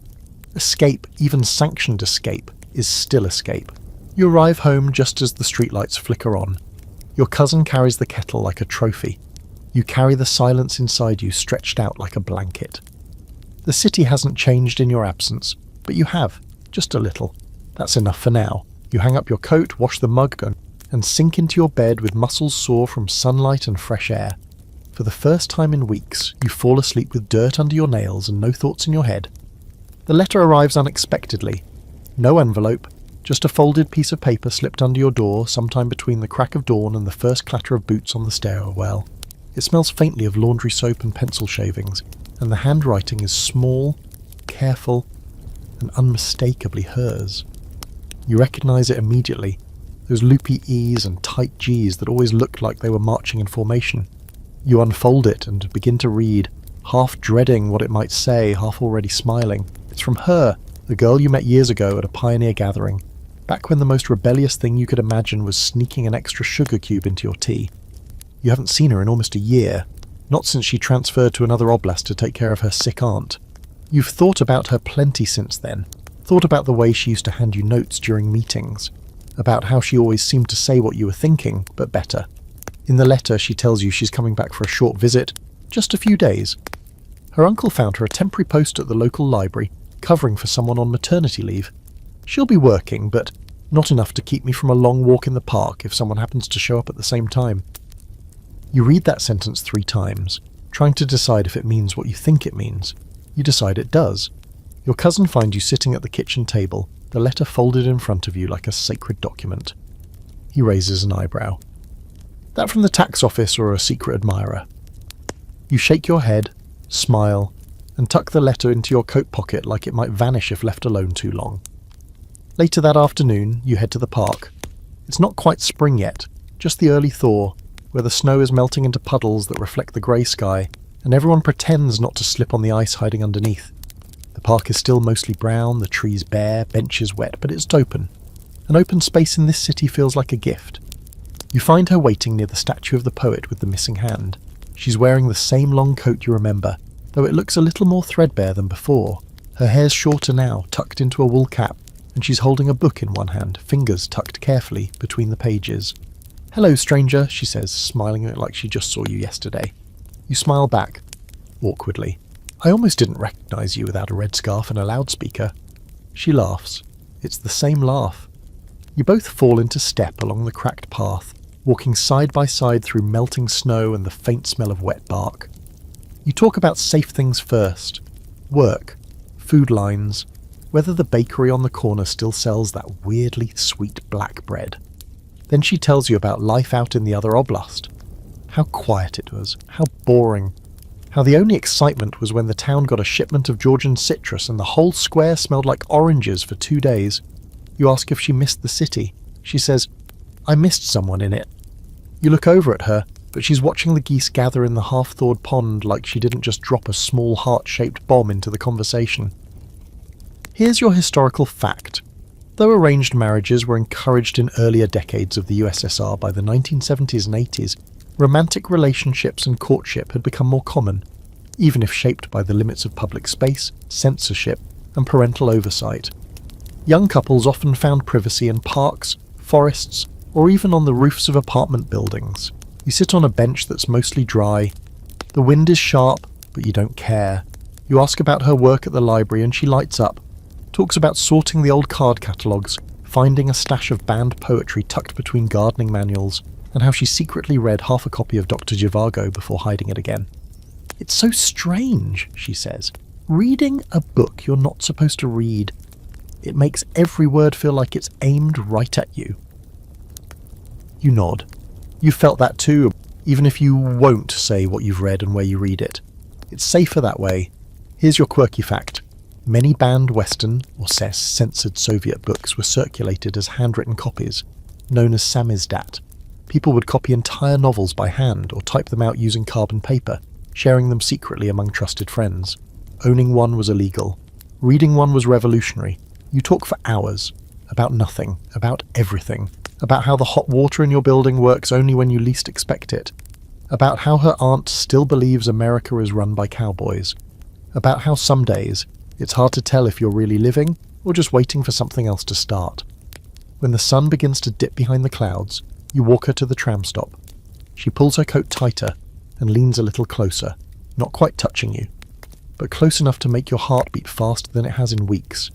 You reach into your pocket and pull out the last wrapped candy you've been saving since New Year's. You hand it to her without a word. She takes it, eyes bright. The tram pulls up, sighing like an old man with tired knees. She steps on, turns around and says, "Same time tomorrow?" You nod, and the door hisses shut between you. Here's your scholarly debate. In a society built on collectivism and ideological conformity, where even private thoughts could be dangerous, how did people carve out space for love? Was it an act of rebellion, a necessity for survival, or just another part of life that found a way, stubbornly, through the cracks? You walk home under a sky that's trying very hard to remember how to be blue. Your boots splash through slush, and your breath fogs the air in front of you, but you barely notice. Your cousin asks where you've been, and you shrug, trying not to smile too wide. He eyes you suspiciously. Sure. You don't tell him anything. But later, you unfold her letter again and read it one more time. Then you fold it back, place it under your pillow and lie down smiling. In a place where hope is rare and risk is constant, today felt different. You fall asleep thinking not of the next ration queue or inspection, but of her laugh, her words, her fingers tucked between pages. And maybe, if no one's listening, that's enough for now. The morning begins with drums. Not actual drums, but the rhythmic thudding of feet in the hallway. Children practicing their parade steps, supervised by the elderly woman from 3A who's somehow made it her mission to train the next generation of marchers like they're heading off to the front lines. You hear her barking corrections through the thin walls. Left foot, no, your left, and smile like you're proud to be cold. You pull the blanket tighter over your head and groan. It's May Day, International Workers' Day. A holiday that sounds exciting on the calendar, but in practice involves standing for hours in the cold while pretending to enjoy watching other people wave flags at other people waving bigger flags. You've attended every year since you were old enough to hold a sign, and you've clapped so often and so forcefully that your palms now sting at the mere sound of a marching band. But attendance is non-negotiable. May Day isn't just a holiday, it's a test of loyalty, of visibility, of posture. The party watches closely. Too much enthusiasm and you're trying too hard, not enough and you're disloyal. It's a dance you've learned well. Just enough clapping, just enough smiling, and never ever the first to leave. You dress in your cleanest clothes, which means the same trousers as yesterday, but with a different shirt that smells faintly of soap. Your cousin emerges from the bedroom rubbing his eyes and muttering about patriotism being incompatible with frostbite. He pins a small red badge to his lapel anyway, because some habits aren't optional. Outside, the whole neighbourhood is transforming. Flags are being hung from windows, some new, most faded. Loudspeakers on the lampposts blare triumphant songs about tractors and sunshine. Children in pioneer scarves bounce with excitement, not because they love May Day, but because they've been promised candy if they behave. You and your cousin fall into step with the crowd moving toward the central square. It's a slow, awkward procession. People carrying posters of smiling workers, flowers that look suspiciously plastic, and portraits of Lenin that have clearly been recycled from last year. A man in a wrinkled suit leads a group of schoolchildren chanting "Peace, Labour, May" with all the enthusiasm of a dentist's waiting room. When you reach the square, it's already packed. Red banners stretch from lamppost to lamppost, fluttering in the breeze like celebratory warnings. A stage has been erected near the statue of the city's hero of industry, whose concrete face peers out over the crowd with the expression of someone who's just been told his lunch break is cancelled. The speeches begin, first the mayor, then someone from the local tractor plant, then a man introduced as senior engineer of collective material. Each speech is longer than the last and delivered in the same droning cadence, full of words like glorious, eternal, and unshakable. You zone out during the third speaker and start watching a pigeon strut near the foot of the statue, pecking at something that might be gum, or possibly a discarded slogan. Here's your historical fact. May Day was one of the most important public holidays in the Soviet Union.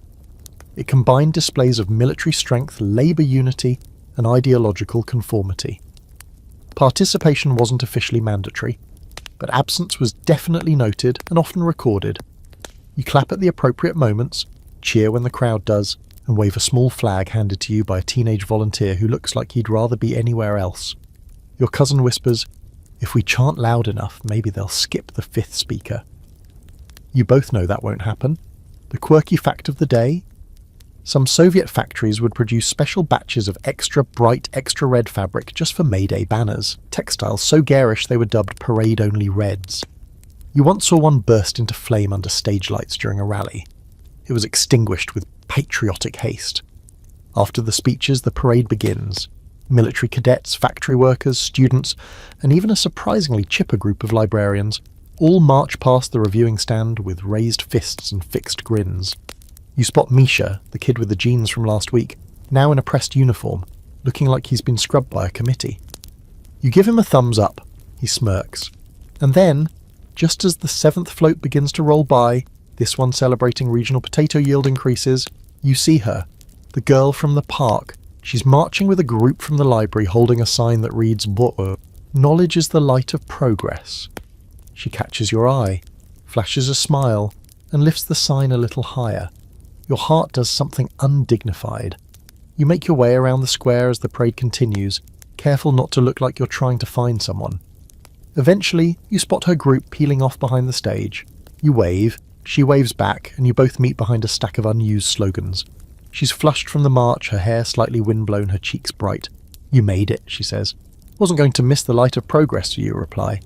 You walk together, drifting toward the edge of the square where the crowd begins to thin.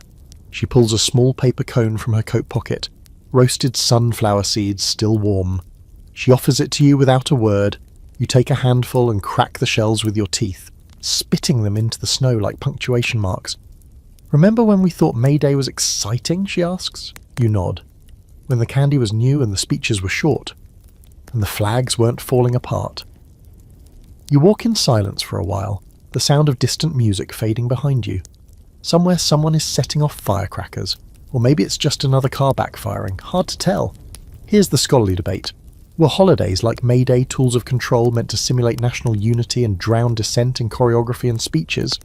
Or were they genuine expressions of communal identity, something people reshaped into their own kind of celebration despite the official purpose? Back home, your cousin has beaten you there. He's already got a kettle on and is nursing a piece of parade candy like it's the reward for surviving battle. You tell him about the seeds, the smile, the walk he doesn't tease, and just grins and says, "May Day miracle." Later that night, as the last of the banners flutter in the wind and the square empties into silence, you lie in bed thinking about the way she looked, with the sign in her hands and her boots farmers slipping just slightly on the ice. You remember her laugh, the warmth of the seeds, and the way the crowd felt smaller with her in it. For a holiday about work, today didn't feel like labour. It felt like something else, something lighter, almost real. It's Sunday morning and the city has settled into the kind of stillness that only happens once a week. No trams yet, no shouted orders from factory courtyards, no announcements from loudspeakers mounted on street corners. It's not exactly quiet. There's always some neighbour moving furniture or arguing about potatoes, but it's quieter. You sit at the table with a mug of tea and your feet tucked up underneath you, watching the steam curl toward the window. Your cousin is still asleep, snoring lightly under a stack of blankets like a retired bear. You'd call it peaceful, except for the tension under your skin. Not the usual anxiety about ration lines or missed meetings. No, this is older, deeper. Today is Sunday, yes, but it's also Easter. And you know it's not supposed to be, at least not officially. In the USSR, religion isn't just frowned upon, it's pushed underground like a weed in a manicured lawn. The churches are mostly museums now. A few still function, out in the countryside, tucked behind forests and red tape. But even those are watched closely. Faith, they say, belongs to the past. The new world doesn't need angels when it has 5-year plans and cosmic communism. But your grandmother didn't believe that. And her faith lives somewhere inside you still, quiet, private, tucked between dusty memories and habits you don't question. So you get dressed slowly, pull on your coat, and take a small paper-wrapped bundle from the cupboard. Inside, a single hard-boiled egg, dyed the pale pink of beet water, and a slice of sweet bread folded in wax paper. You wrap the bundle in an old scarf and slip it into your coat pocket, like contraband. You're not going to church. Not really. You're going to a house on the far side of town, one your grandmother used to call the safe place. You haven't been in years, but today something pulls you there.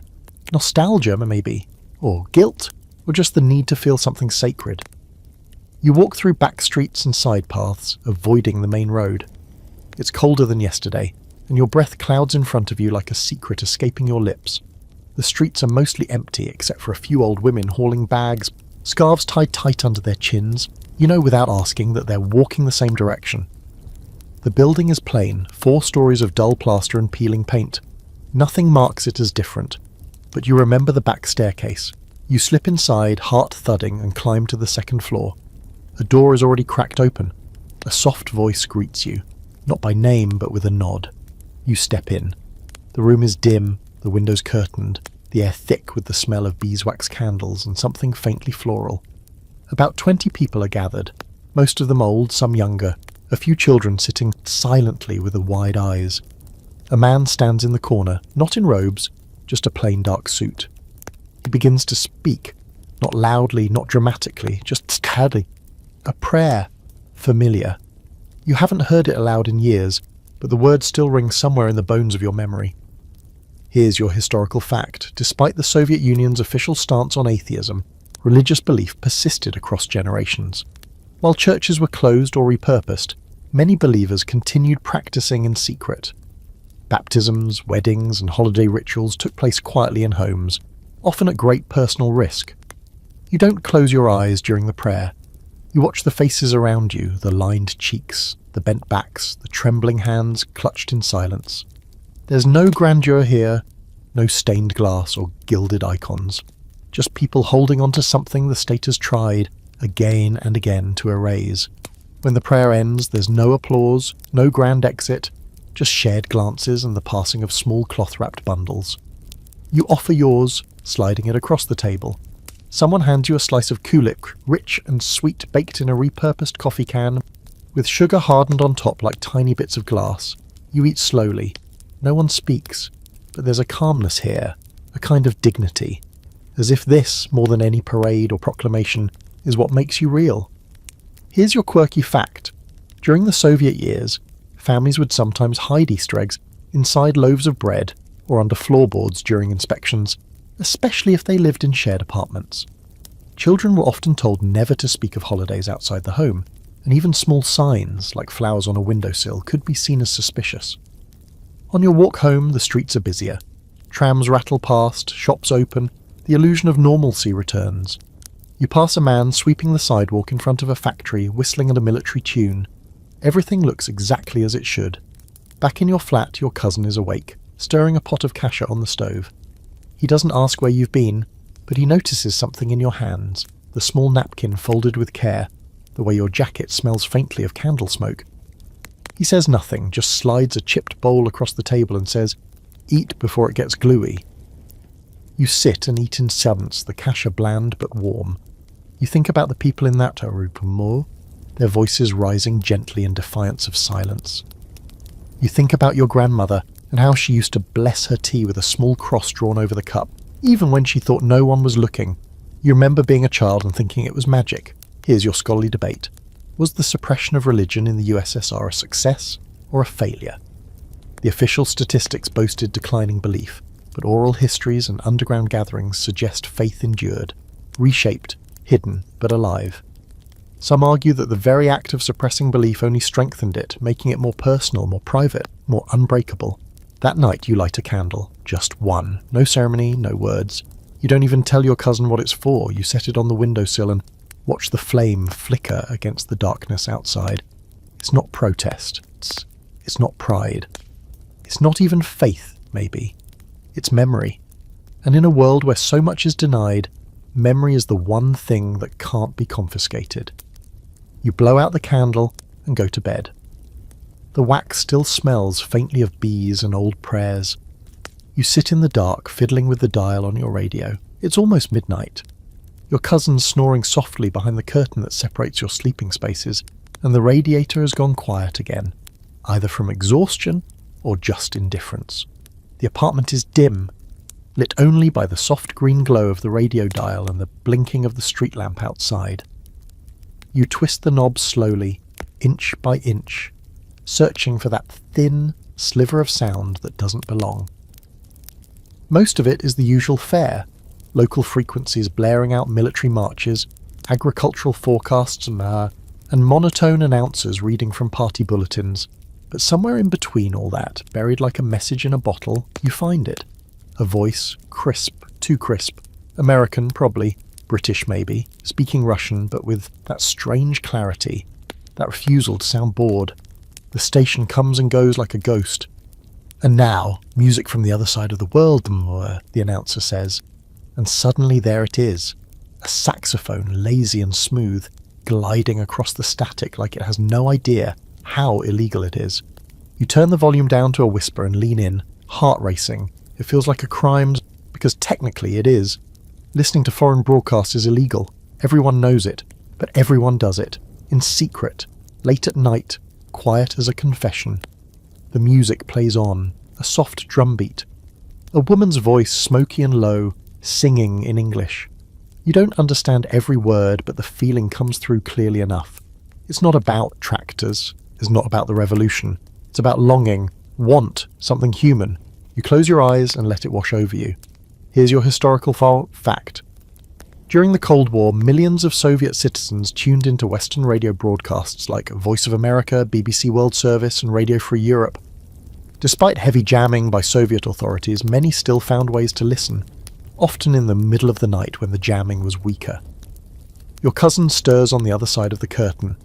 You freeze, hand hovering over the dial, but he just grunts and rolls over.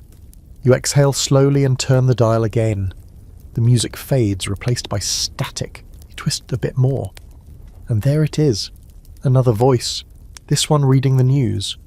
Real news. Not the polished fiction printed in Pravda, but grim, unfiltered headlines from places you're not supposed to think about. Unrest in Poland. Protests in the West. Something about a speech by Reagan that probably involved the word freedom used like punctuation. You listen not because you're a dissident, not because you're trying to join anything or start anything. You just want to know what the world sounds like beyond the borders you were born inside. Here's your quirky fact. Some people built elaborate contraptions to improve reception. Wires stretched across balconies, foil-wrapped antennas, even tuning radios inside bathtubs to block jamming signals. There were rumours that hiding under a metal bed frame helped. No one knew if it worked, but it felt like trying mattered. Eventually the news fades too, and you catch a weather report for Berlin. Rain and wind. Somehow that seems comforting.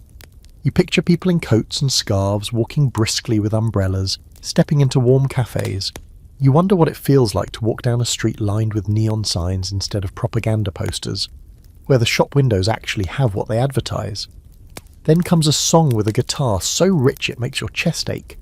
It's not even a complicated tune, just a gentle rhythm and a voice full of gravel and hope. You can't understand the lyrics, but you don't need to. The song isn't for understanding, it's for feeling. And for the first time in a while, you feel like you've touched something that wasn't wrapped in 5 layers of red tape. Here's your scholarly debate. Was the Soviet state's information control effective in keeping the population ideologically loyal? Or did the persistent flow of illegal foreign media simply create a culture of quiet defiance, one that made official narratives feel more absurd with every new broadcast? Some argue that listening to foreign radio helped build awareness and resistance. Others suggest it merely allowed people to dream, not act. You keep the radio on for as long as you dare. The voices eventually blend back into static, and the static into silence. You switch it off and sit in the darkness for a while staring at the wall. It's cracked in the corner the same way it's always been. Nothing in this room has changed, but something in you has, just a little. You crawl into bed and pull the blanket over your head. The room is quiet now, except for the faint hum of the pipes and your cousin's rhythmic breathing. You close your eyes and picture the woman singing, her voice rising through the fog of jamming signals, drifting across borders, across oceans, across the grey rooftops of this city to find you. Just you. Tomorrow you'll wake up and go to work. You'll eat kasha and wait in line for toilet paper and pretend to care about the latest slogan tacked to the factory wall. But tonight, you heard something real.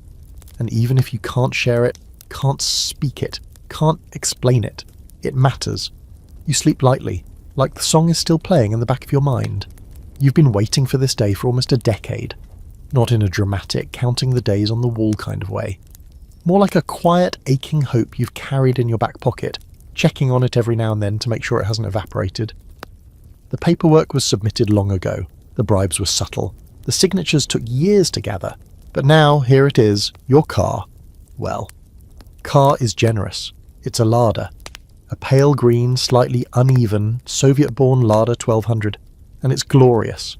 The lot outside the dealership looks like a graveyard of squashed bugs, all muted yellows, washed-out browns, the occasional greenish grey. Your Lada stands among them like it belongs, and yet, to you, it might as well be a Cadillac. The man in the leather cap hands you the keys with all the ceremony of someone handing over a used umbrella. "Try not to flood the engine," he mutters. "Cold starts are a gamble." He signs one more form, licks his thumb, and stamps it with authority. That's it. You grip the keys in your hand as if they might try to run away. Your cousin claps you on the back. "Let's see if it explodes," he grins. The door creaks open like it hasn't been opened in months, which it probably hasn't. You slide into the seat, which smells faintly of old oil and something suspiciously like celery. The vinyl is cracked. The dashboard is sun-faded. The steering wheel is roughly the size of a dinner plate. You've never been more in love with a hunk of metal in your life. The first turn of the key produces nothing but a grinding cough. The second try, a sputter. On the third, the engine roars to life, wheezing and whining like an asthmatic bear, but running nonetheless. You blink.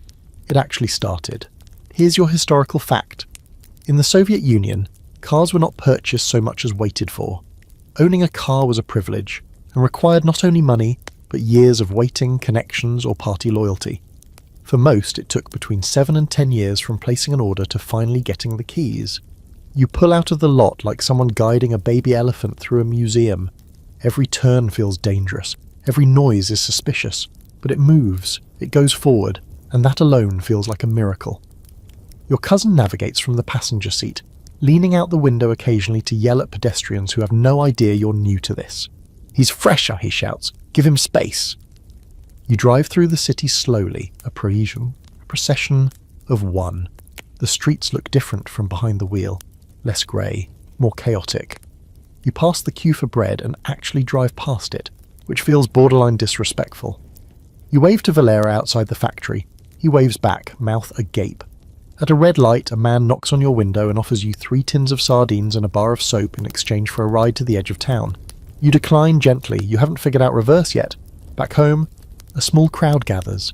Children run to circles around the car. The old woman from 3A touches the hood like it's holy. Misha, the jeans kid, nods with respect and says, "Nice wheels, comrade." You pretend not to puff up with pride. You open the trunk, which is slightly smaller than a bread box and smells like damp cardboard. Inside, the car jack is already rusting, and the spare tyre is half deflated. But none of that matters. You have a car, not just any car, your car. You spend the afternoon washing it with water from the communal tap, using a rag that used to be your cousin's undershirt. The soap is industrial grade, meant for cleaning factory floors, and strips any remaining shine off the paint. But still, it gleams, sort of, if you squint. Here's your quirky fact. Lada owners often formed unofficial clubs, meeting up to share tips on keeping the cars alive. They traded parts like currency and carried entire toolkits in their trunks at all times. Some even named their cars like family pets. You're already thinking of calling yours Arena, or maybe Tankia. That evening you take her, yes, she's already a she, for a proper spin, out toward the Dacia road, past the factory lines, beyond the last tram stop. It's not far, but it's far enough to feel like you've escaped. The road is cracked and muddy, but Arena handles it like a reluctant soldier. You turn up the staticky radio and sing whatever comes through, half a folk song, half a patriotic jingle. Your cousin drums the dash with his fingers, smiling the whole time. Here's your scholarly debate.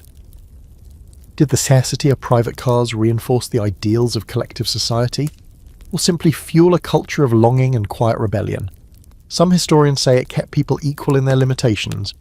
Others argue that car ownership became the ultimate symbol of escaping the collective, a rolling reminder that individual achievement still mattered.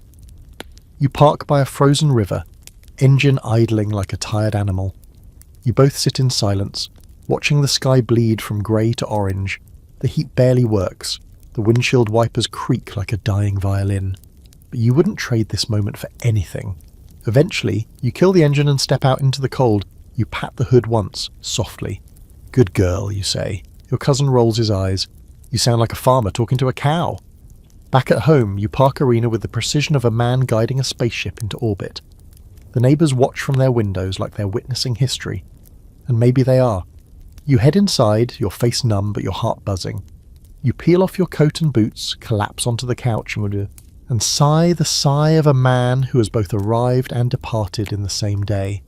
And somewhere below, parked in the courtyard like a greenish miracle, your car waits. Tomorrow you'll drive to the market, to the factory, maybe even just in circles because you can. It's not just transportation, it's freedom, in third gear, on bald tyres. But still, freedom. You wake up to a crisis, not a dramatic, life-altering one. This isn't that kind of country. No, this is the slow-burning, soul-chipping kind of crisis. You open the cabinet under the sink and find a single square of toilet paper dangling from the roll like it's clinging to hope. You stare at it for a long moment, as if more might magically appear if you just believe hard enough. Your cousin is in the kitchen, buttering a piece of bread with the edge of a knife that's more rust than metal. "Bad news, you say," holding up the cardboard tube like a trophy of defeat. He winces. "We're out completely," you nod. "Completely." He leans back in his chair, rubs his temples, and sighs the sigh of a man facing the full weight of Soviet resource management. "It's going to be a newspaper week, isn't it?" And it might be. You glance at the pile of Pravda stacked in the corner, already earmarked for potato peeling or fire starting, and wonder just how many articles about tractor output you're willing to sacrifice for hygiene. But before you surrender to ink-stained regret, you have one last option. The shop on Lesnaya Street. It's a long shot. The last 3 times you went, they had only vinegar, unidentifiable canned meat and a child's hat. But today could be different. You throw on your coat, tuck a ration coupon into your inner pocket, and prepare for battle. The street is buzzing.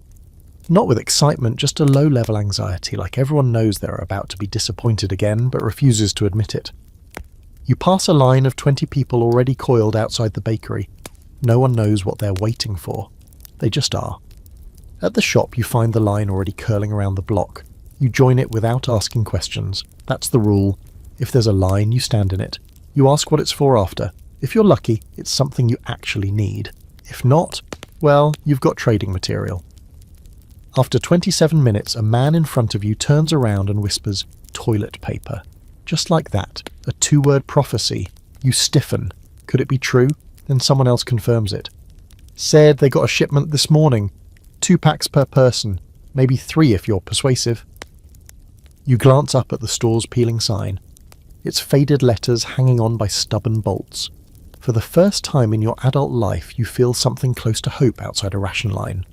Here's your historical fact. Throughout the 80s, Soviet citizens often endured shortages of the most basic goods: soap, toothpaste, feminine products, and especially toilet paper. Despite being one of the world's largest economies on paper, the USSR struggled to meet daily consumer needs, leading to long lines and a thriving informal barter system. Inside the store, the fluorescent lights flicker, like they're debating whether to stay on. The shelves are mostly bare, You spot some pickled herring jars stacked in a small pyramid, a box of unlabelled tea bags that smell vaguely of floor cleaner, and a single dusty bottle of cologne with a name that translates loosely to man of industry. But at the counter, there it is, a stack of toilet paper rolls, not wrapped, not scented, not even particularly soft, just coarse utilitarian cylinders of Soviet survival. The woman behind the counter guards them like gold. You hand over your coupon and ask, as politely as possible, if you might have a pack. She eyes you like a prison guard, then sighs, nods, and slides 2 rolls across the counter. They thud like trophies. You thank her, genuinely, maybe too genuinely, and tuck the rolls into your coat. You leave the store walking just slightly taller, like you've won a small war. On the street, people eye your bulging pockets. You nod at them like a man with connections. Here's your quirky fact. Some people used in pages from books, school notebooks, or old ledgers when toilet paper ran out. It was not uncommon to find old encyclopedias stripped down for alternative uses. Many developed elaborate systems of rationing sheets or built special storage to keep their precious stock from vanishing to envious neighbours. You make it home without incident. You burst through the door and toss one roll onto the table like you're delivering a rare treasure. Your cousin lets out a whoop and clutches it like a long-lost friend. "I was prepared to use old train schedules," he says solemnly. You hand him the second roll. "Let's never speak of that again." That evening, you both treat yourselves to tea with the last spoonfuls of honey. There's a strange celebratory feeling in the air. Not because life is good, but because it could have been worse, and it wasn't. You sit near the window, sipping slowly, watching the sun dip below the rooftops, casting long shadows across a city built on compromise and coupons. Later, you carefully store the rolls in a tin container you once used for sewing supplies. You tuck it in the highest kitchen cabinet, not for display, for defence. Here's your scholarly debate. Did the persistent scarcity of everyday items contribute to the Soviet population's quiet disillusionment with the system? Some argue that these shortages, more than ideology or foreign policy, eroded public trust. Others claim that scarcity actually built resourcefulness, resilience, and a unique kind of community among those who endured it together. You go to bed that night with the quiet satisfaction of someone who's won a tiny, ridiculous battle against the machinery of the state. Not a revolution, not even a protest. But you have toilet paper, and in this moment that feels like enough. The lights go out with a soft click. The pipes gurgle, your cousin's already snoring, and somewhere in a tin on the top shelf security sleeps softly too. It snows again, because of course it does. Just when you thought the thaw had begun, just when you started to hear the hopeful drip of melting ice from the drain pipes, winter returns like an unwanted house guest who forgot their gloves and came back to stay the month. You wake to the soft hiss of flakes against the window pane, and the unmistakable chill of a radiator that's given up the will to try. Again.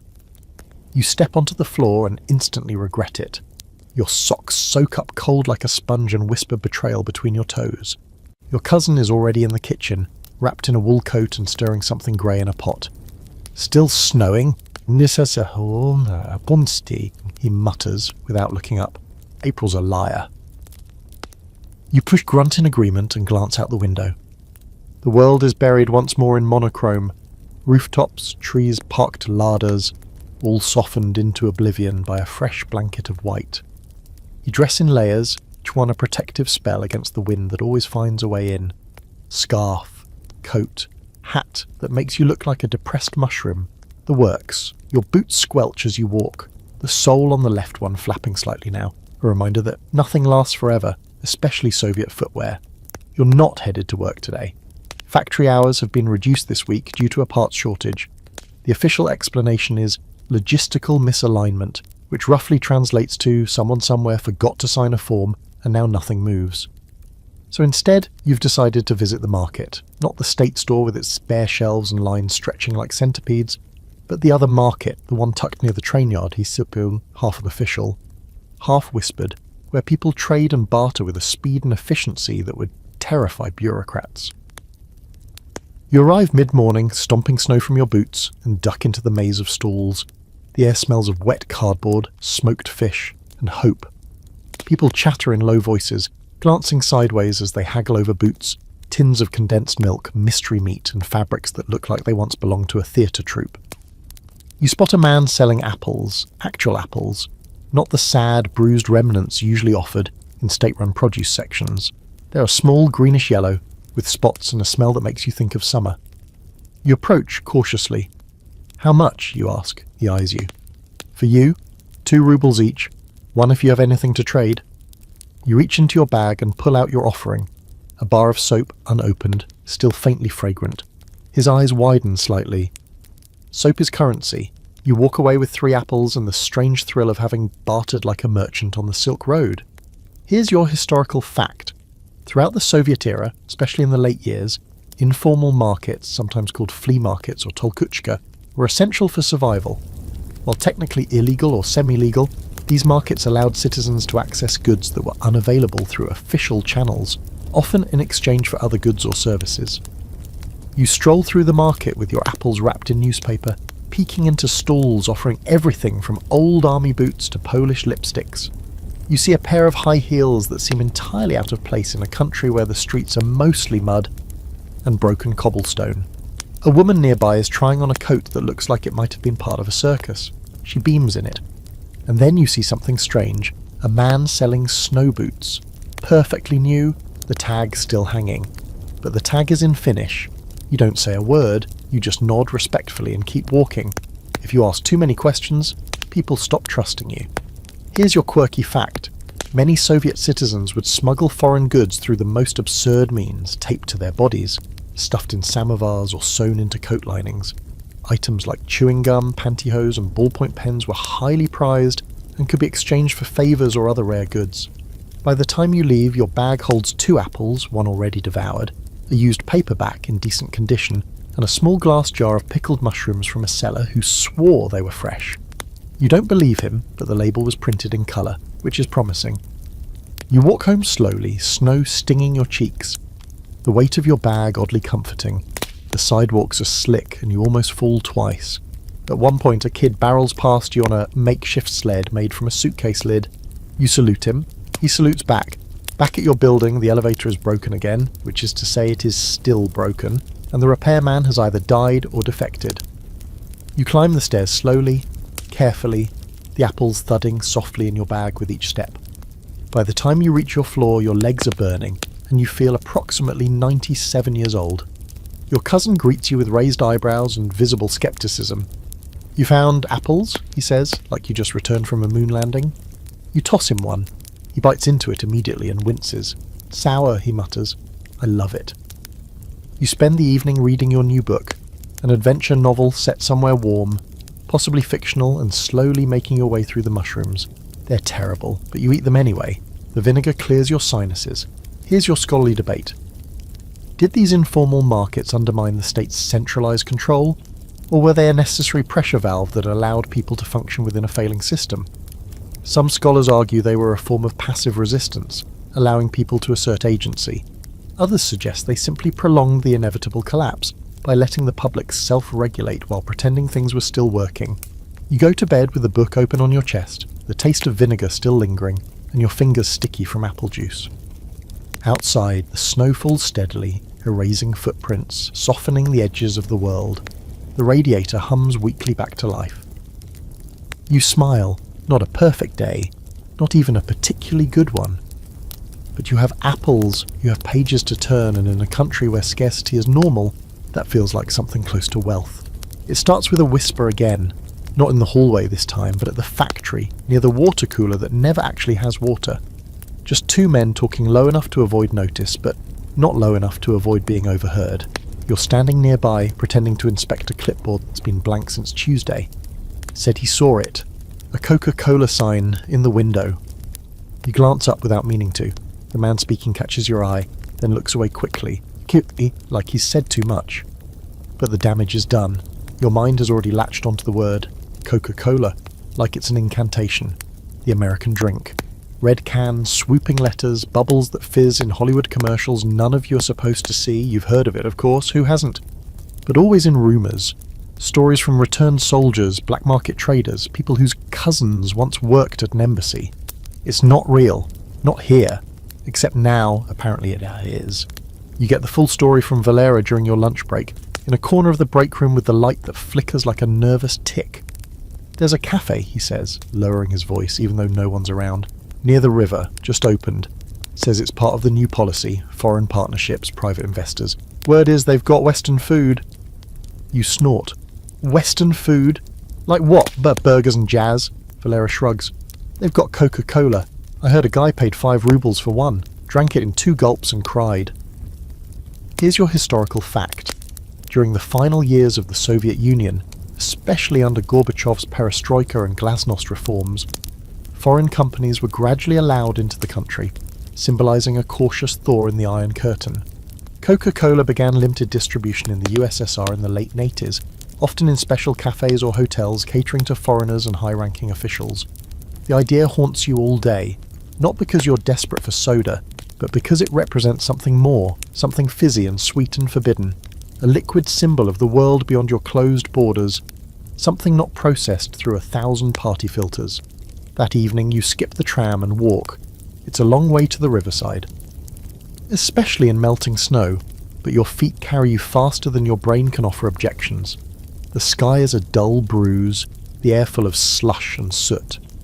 You pass shuttered kiosks, graffiti that reads "Freedom, it's chaos," and a group of teenagers gathered around a boombox blasting Western pop. And then you see it.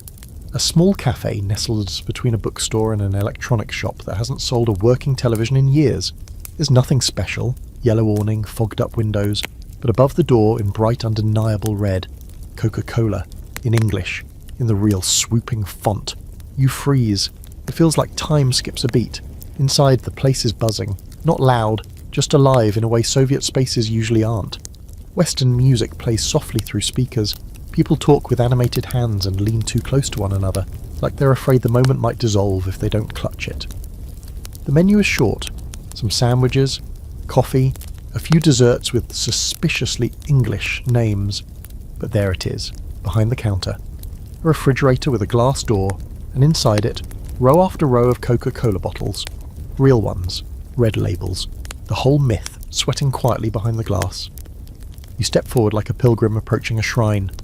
The woman behind the counter doesn't even blink. "1 bottle?" she asks. You nod, hand already fishing in your pocket for rubles. It costs more than a bus ride, more than lunch, but you pay it. She hands you the bottle, and for a second you just stare at it. The cap is shiny. The label is slightly crooked. It's ice cold. You unscrew the top, and it hisses softly. You take a sip. Here's your quirky fact. The first mass bottling of Coca-Cola in the USSR took place during the 1980 Moscow Olympics, but only for foreign athletes and journalists. For regular citizens, it remained mythical until the late 80s, when Gorbachev's reforms cracked the door open to Western businesses. It's good, not perfect, sweet, fizzy, slightly medicinal. You're not even sure it lives up to the legend, but it doesn't matter. Because right now, you're standing in a Soviet cafe holding a symbol of the West and nobody's arresting you for it. You sit at a small table near the window. The condensation on the glass blurs the city outside, makes it look softer, less concrete. You sip slowly, stretching each swallow like it's a poem. Nearby, a couple shares a slice of something called American pie, giggling like they've discovered a secret language. Someone is reading Time magazine, in English, just flipping through it, free as you please. Here's your scholarly debate. Did the arrival of Western products signal the beginning of meaningful openness in Soviet life? Or were they simply distractions, cosmetic freedoms used to pacify the restless without truly changing the system? Some say these goods sparked imagination, igniting a desire for more. Others argue they were shallow tokens, imported sugar coating on a still rusting machine. You finish your Coke and stare at the bottle. It's just glass and syrup and sugar. But for a moment it tasted like another world. A free world. A messy, loud, overpriced world, but one where people didn't have to whisper about wanting something different. On the walk home, you save the bottle. You rinse it in the sink and place it on the shelf next to your tea canisters. Your cousin raises an eyebrow when he sees it. "You paid how much for that?" he asks. You shrug. "It was worth it." He eyes it for a long time. "You going to drink it?" "I did." He smiles a little. "Then it was worth it." That night you sit by the window with your tea, plain Soviet, grey as dishwater, and stare at the red label catching the light. You still live in the USSR. The rules haven't changed. The walls are still there, but maybe the windows are starting to open. You don't get a phone call, you get a knock. It's just after dinner. Casher again, thin and forgettable, and you're sitting with your cousin playing cards at the kitchen table. He's winning as always, grinning over a lousy hand like it's poker in Las Vegas. The knock is quiet but sharp. 2 raps, deliberate. You freeze with a jack of spades halfway to the table. You both go still. The thing is, no one knocks on your door without warning. If it's a neighbour, they shout your name first. If it's family, they barge in. And if it's something official, well, they don't knock gently. You walk to the door slowly, every step echoing in your skull. You press your eye to the peephole. There's a man in a grey coat standing in the hallway, arms crossed, expression unreadable. "Open up," he says, not loud, not aggressive, just inevitable. You do. "Your papers," he says, holding up a badge you don't fully see. You hand them over without blinking. He flips through them with one hand, eyes skimming fast. Then he says the words that shift the air in the room. "You've been selected for an interview." Your cousin stands behind you now, silent, no jokes, no smirking. You both know what this could be, but it isn't what you expect. An hour later, you're sitting in a fluorescent-lit office that smells faintly of boiled cabbage and floor wax. The man in the grey coat sits across from you, holding a folder with your name typed on it in uneven Cyrillic. He doesn't open it. Instead, he says, "Tell me about your education." You blink. The questions come fast. Your factory record, your attendance at party meetings, your language skills. He nods at your answers like he's checking boxes only he can see.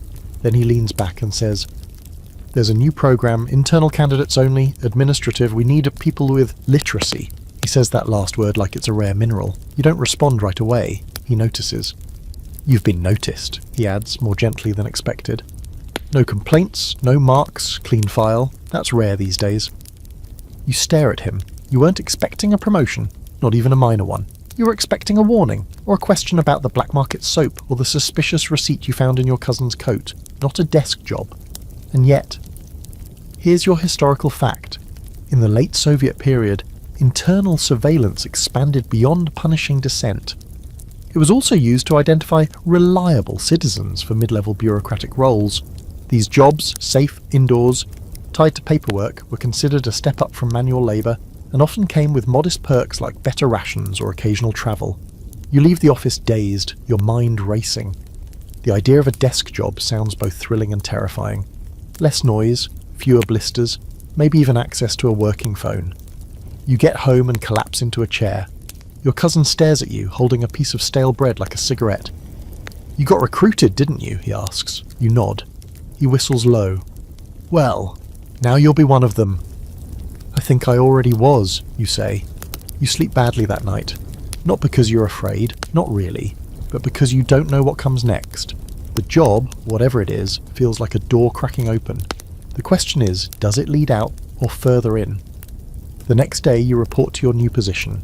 Department of Inventory Documentation, Regional Branch Office, number 12. A mouthful of a name for a room with 2 desks, 1 filing cabinet, and an elderly woman named Ludmila who smells like talcum powder and has been there since Khrushchev. She shows you the ropes. It's mostly forms, triplicate reports, stamps, so many stamps. You're handed a rubber stamp on your first day like it's a Medal of Honor. And it's peaceful, that's the strangest part. You sit by a window, you drink tea that doesn't taste like despair. You listen to Ludmila hum war songs while she organises folders by mood. You aren't being yelled at. You aren't freezing in an unheated workshop. You're inside. Here's your quirky fact. Soviet bureaucratic offices were notorious for bizarre paperwork rituals. Some stamps were so sacred they had to be locked up each night. Whole documents could be rejected for being typed on the wrong colour paper or missing the appropriate signature of an official who'd been dead for 3 months. You start to learn the patterns. Who likes their forms in blue ink? Who writes too small? Which departments send half-filled reports and hope no one notices? You begin correcting small errors, then big ones. Ludmila watches you like a proud grandmother. "You're wasted on machines," she tells you. After 2 weeks, you receive your first official perk. A voucher for a pair of decent shoes. Not flashy, not Western, but warm and made with soles that won't disintegrate in snow.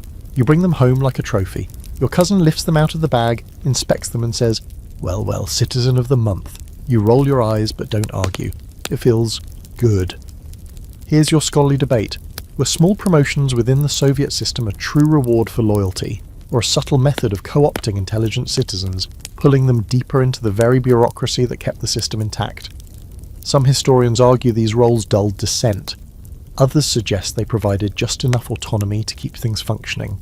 You settle into your new routine. Paper, tea, more paper. Your life becomes ruled by margins and stamps and the quiet pleasure of a report filed properly. And yet part of you feels like you've stepped into a fog. You're not sure if you're rising or sinking, but you do your work, you drink your tea, you stare out the window and wonder if the future looks anything like the orderly forms on your desk. Time has begun to blur a little.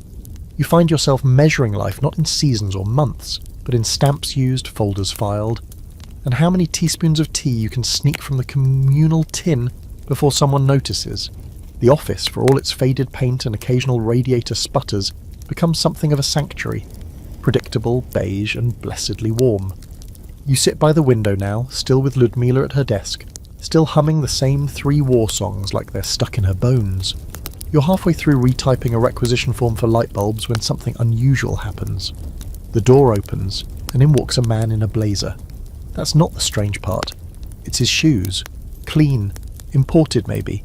Shiny in a way that says, "I don't walk in mud."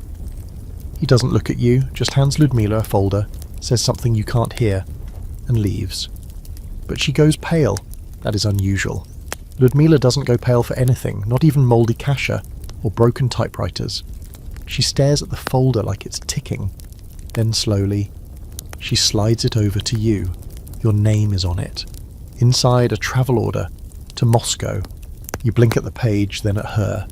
"Is this a joke?" you ask. Ludmila shakes her head, presses her lips tight. "You've been called up into action training. 3 weeks, don't be late. You reread the form. You're not being transferred. Not exactly, you're being prepared.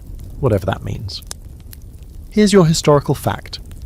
In the final decade of the Soviet Union, bureaucratic apparatuses began shifting rapidly.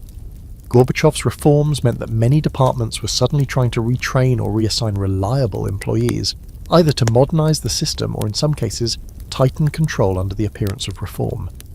Your cousin reacts exactly how you expect. "Moscow," he says, spoon mid-air. "They don't just send people to Moscow unless it's for surgery or secrets. You pack anyway." You borrow a suitcase from a neighbour, polish your new shoes until they look almost scandalous, and iron your shirt 3 times. You even dig out that old tie, the one from your cousin's wedding, stiff as cardboard and slightly mustard-stained. The train station smells like wet concrete and boiled eggs, as it always does. You board the night train with a dozen others, all equally confused and all equally quiet. No one talks much, you're all reading the same form, trying to read between the same bureaucratic lines. The journey is long, rhythmic, and oddly comforting. You share your compartment with a man from Leningrad, who claims to have once owned a working refrigerator, and a woman from Tula, who quietly weaves a pair of mittens from old yarn while humming a lullaby. You sleep with your coat folded under your head, the train rocking you gently through the blackness. When you arrive, Moscow is grey, monumental, intimidating. It feels like walking into a history book written in cement and ambition. Everything in is big. Buildings stretch upward like they're challenging the sky. The streets buzz with movement, taxis, buses, people in coats that look newer, better, somehow cleaner. You feel underdressed and overawed. Your assigned dormitory is clean but sterile. You're given a badge, a schedule, and a binder, labelled Internal Oversight Fundamentals. It's as dry as week-old bread and twice as dense. You sit in a room with 30 others, all of you nodding along as a man in a pale grey suit lectures about form efficiency, paper flow management, and something called performance realignment metrics, a phrase so abstract it might as well be sorcery. Here's your quirky fact: Soviet bureaucratic training often relied on role-play simulations that mimicked Western business models, despite being deeply rooted in a system that couldn't function like those models. Many trainees referred to the sessions as acting out capitalism badly. Despite the jargon, the rules are clear: learn to watch, learn to notice. Not just who stamps forms incorrectly, but who whispers too often, who drinks during lunch, who disagrees quietly. You're being trained not just in paperwork, but in people. It becomes clear by the second week that this isn't about inspections, it's about loyalty, control, knowing where the cracks are in the wall and who's leaning a little too hard on them. You don't report anyone, of course not, but you learn how they want you to see. You write the reports with vague language, cautious adjectives. Ludmila would be proud. You never name names, but you describe patterns, you learn the dance, and slowly they nod at you more often. You're not climbing, you're gliding. Here's your scholarly debate. Was bureaucratic surveillance in the Soviet Union about genuine belief in the system's integrity, or simply the result of self-preservation? Many officials navigated the fine line between compliance and complicity, often unsure themselves whether they were enforcing rules or just surviving within them. One evening after a long lecture on integrity reporting models, you find yourself walking alone near Red Square. It's late, the air is sharp, the buildings glow under cold streetlights like they're trying to remember glory. You sit on a bench and sip from a thermos of weak tea. A group of tourists passes behind you, laughing in a language you don't recognise. Their jackets are colourful. Everything about them seems loose, unburdened. You envy them. In your pocket, your badge rests heavy and warm from your hand. You're not sure what it means anymore. Opportunity? Watchfulness? Danger? You finish the tea and stand. The wind pushes against your coat. You head back to the dorm, your boots clicking on the wet pavement. You're in Moscow now, not as a visitor, not as a dreamer, but as someone the machine has noticed and started to use. You're not sure whether to be honoured or afraid. Moscow changes you, not in some cinematic sweeping way where you return home transformed and wise, but subtly, like a coat that wears smooth around the elbows over time. At first, you feel out of place. You talk too slowly, you dress like the provinces, and you blink too long at subway escalators that seem to descend into forever. But the city doesn't care, it never has, it just keeps moving. And so you move with it. By the third week of your training, which feels less like education and more like gentle indoctrination, you know how to blend in. You know which lunch lady gives extra soup if you compliment her earrings, which hallway smells like wet cement because the pipes always leak, and how to write a report that says something without really saying anything. You're learning the art of the in-between. Not lying, not truth-telling, just describing carefully. You eat breakfast in the same seat every morning, second table from the window where the radiator sometimes works and the coffee is less terrible. And every morning you watch the same man walk by the glass door wearing a blue scarf and carrying a briefcase that never opens. He never comes in, he just passes, like clockwork. You don't know why this comforts you, it just does. The binder they gave you is nearly full now. You've completed every assignment, every test, even a mock interrogation exercise that made your skin crawl. You played the role of data analyst, while another trainee was asked to explain why his productivity rating dropped. He claimed a death in the family. You were told to flag emotional volatility. You wrote, "Recommendation, allow additional leave but monitor tone in future debriefings." And that was the correct answer. Here's your historical fact. In the final years of the Soviet Union, administrative trainings increasingly emphasized behavioral monitoring as the economy began to destabilize. Paperwork became a mechanism not just for organization, but for psychological profiling, subtly preparing mid-level workers to become the system's eyes and ears. Your final assignment comes folded in an envelope with a red stripe across the top. Not quite sealed, but not casual either. You're instructed to shadow a regional inspector named Ivanovich. He doesn't smile. He doesn't even look at you directly. He just hands you a clipboard and says, "Take notes. Don't speak unless spoken to." You follow him through a textile plant where the air is thick with lint and the workers blink too much. Ivanovich points out the flaws in the machinery, the misplaced safety signage, the unswept corners. He says nothing about the fact that one of the looms is clearly being operated by a teenager well under legal working age. You scribble, but you don't ask. That's not the test. Later, over watery borscht in the commissary, he leans in and says, "You see more with your mouth closed, remember that." You nod like it's wisdom, but inside you feel hollow, not afraid, just distant. That night you lie awake in your dorm bunk, staring at the ceiling tiles that all look slightly misaligned. You think of your cousin, probably asleep with a book over his face. You think of Ludmila, who would hate Moscow with every fibre of her talcum-dusted soul. You think of her, the girl from the library, though it's been weeks since your last letter. You haven't had time to write back, or maybe you've just been unsure what you'd say. "Hi, I'm learning how to write reports that could ruin someone's life. How are the parks?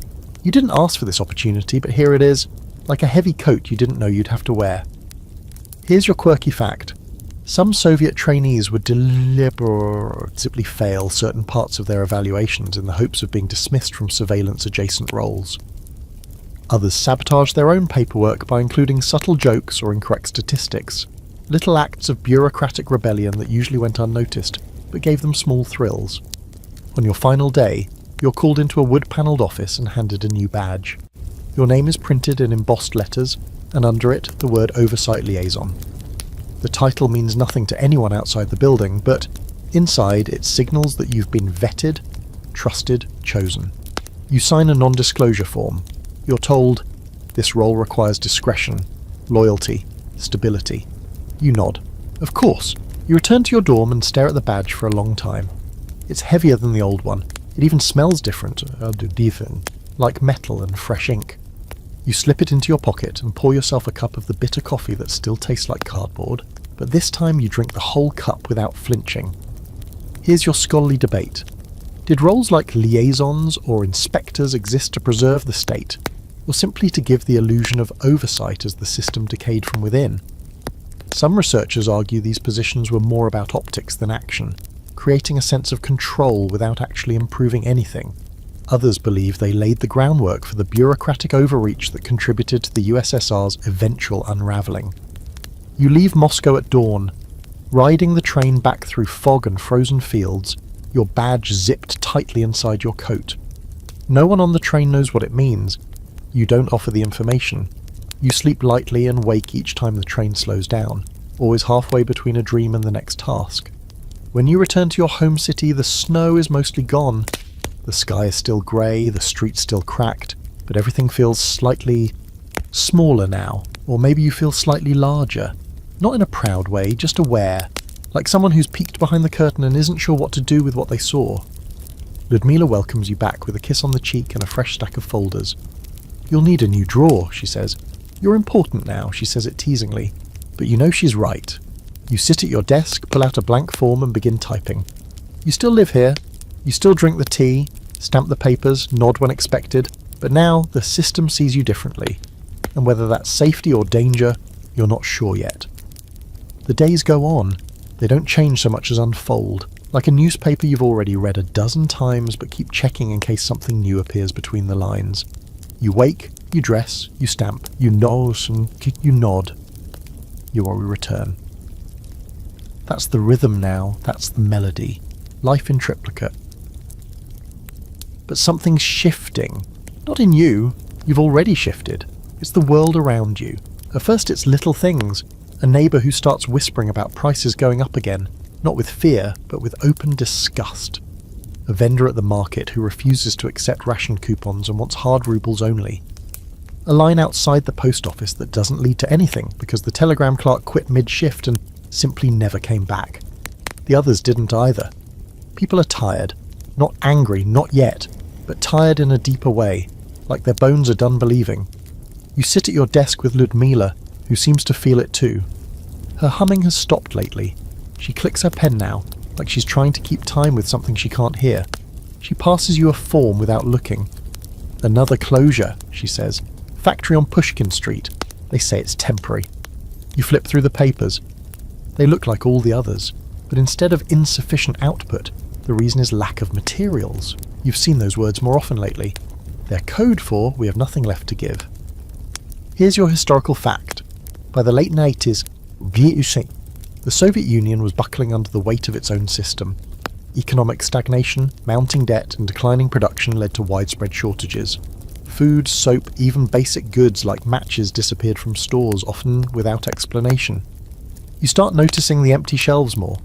The way people peer inside shops like they're looking for ghosts. The chalkboards that used to list prices now just say no delivery or come tomorrow. Tomorrow never comes. And people are starting to talk. Not in secret corners anymore, but right out in the open. You pass a group of old men at the park bench. The same ones who used to trade newspaper clippings and argue over football. And now they're discussing glasnost like it's a neighbourhood rumour. Did you see the articles? One says. That writer, what's his name? He actually said the system's broken. He'll vanish, the other replies. No, says the first. That's the thing. He won't. You walk faster. Then come the meetings. Not inspections, not briefings, meetings. You're called in with other liaisons, other inspectors, other mid-level nobodies who are now somebodies. A young man from the Central Committee reads from a note that's clearly been revised 30 times. "We are entering a new phase," he says. "Public trust must be maintained." Then he uses words like dialogue, transition, and the very strangest of all, openness. You're told to listen more, to record less, to report only extreme cases. The rules are changing, or they're unravelling. You're not sure which. Here's your quirky fact. When censorship began to loosen in the late 80s, many Soviet newspapers and TV programs flooded with sudden honesty. Long-buried disasters, corruption, and state failures were discussed openly for the first time. Some citizens thought it was a trick. Others just sat in silence, stunned. You get home one night to find your cousin staring at the television, not sleeping, not faking it, just watching. "Turn it up," you say. He doesn't move. It's already as loud as it gets. You sit beside him. On the screen, a man is standing at a podium, speaking calmly, carefully. He talks about change, about truth, about rebuilding, not just slogans, actual sentences. The studio audience doesn't clap. They just watch, like you do. When it's over, your cousin leans forward, elbows on knees. "What do you think?" he asks. You shake your head. "I don't know yet." The next morning, a letter arrives. Not the typed kind from your department. Not the folded directives you've gotten used to. A real letter. In pen. From her. You open it slowly. She writes about the library. About a shipment of books that arrived without covers, pages falling out but still full of meaning. She writes about teaching poetry to children who've only ever memorized factory hymns. She writes simply, "Something is opening." And at the bottom, one line. Are you still on the inside looking out, or have you started looking in? You fold the letter and tuck it in your coat. Here's your scholarly debate. Did Glasnost and Perestroika truly reflect a shift in Soviet ideology, or were they last-ditch efforts to preserve power through reform? Some argue Gorbachev sought genuine change. Others believe the system was too compromised to survive, and reform only hastened the collapse. The next day you go to work and find Ludmila already at her desk, but not working. Just sitting there, staring out the window with a strange expression. "They're closing another one," she says. "The bakery on Vavilov. Said it's being restructured." You nod. "I used to buy rolls there in 62, she adds. "They were awful, but warm." Later, you're asked to write an internal memo about morale. You sit in front of the typewriter for a long time. Then you write, "Morale is difficult to measure when the measure keeps changing." You don't stamp it. You fold it, slide it into a drawer and go for a walk. Outside, the air smells like thawing asphalt. Somewhere in the distance, someone's playing a cassette too loudly. Western music, guitar and all. A group of students marches past holding handwritten signs, no slogans, just questions. You don't read them all, you just keep walking. You don't feel fear anymore. You feel weightless, like the rules have lost their gravity, and you're floating above a country that used to hold you so tightly it nearly squeezed you out. You still live here. But now something else is beginning. Not revolution, not collapse, something in between. So now you're lying in bed, right where this whole thing started. Just a little older, a little more folded around the edges, maybe with one or two more quiet secrets stacked beneath your pillow. The radiator gives its familiar stutter, coughing like an old man in the corner. Outside, the street lamp flickers once, then holds steady. You pull the blanket higher. The country hasn't collapsed. Not yet. But the cracks are spiderwebbing faster than anyone can patch them. People speak their minds now sometimes. Books arrive with pages intact. Foreign songs float from cassette decks with less caution. Coca-Cola is sold in actual stores, not just behind whispers. There's still a queue, of course. There will always be a queue. But now the queue ends in something you actually want. At least half the time. In the corner of the room, your cousin snores softly, clutching a pillow that's lost all structural integrity. He's still himself, sharp-tongued and surprisingly tender in the ways that don't use words. You've kept your job, more or less. You stamp fewer forms now, you talk more, listen more, ask questions, sometimes even out loud. That girl from the library writes once a month. The letters are shorter now, lighter. Once she signed it, "See you sooner than we thought." You haven't seen her yet, but you believe her. Your larder, Irina of course, still starts most mornings, though she rattles like an accordion and eats oil for breakfast. You drive her to the edge of the city sometimes, just to sit by the trees and pretend you're somewhere without borders. She's not freedom, but she's motion. And that's enough. No one really knows what's coming. The news changes weekly. The old men in the park still argue, but now they argue about democracy and vouchers instead of which party secretary wore a better suit in 1973.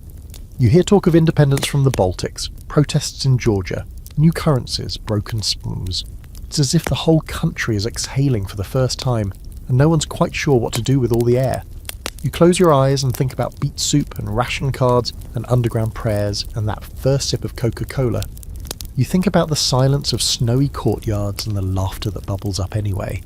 You think about survival not as an act of desperation, but as a rhythm, a heartbeat, and as the hum of the radiator fades into the hush of the night, you drift. Not back to the past, not forward into the unknown, but sideways, into a place where memory softens, and time forgets to march, and the questions don't need answers just yet. Sleep now. You've been through the whole thing, the waiting, the noise, the bureaucracy, the little rebellions that looked like nothing but meant everything. You made it. You stayed human, and no matter what happens next, that's more than enough.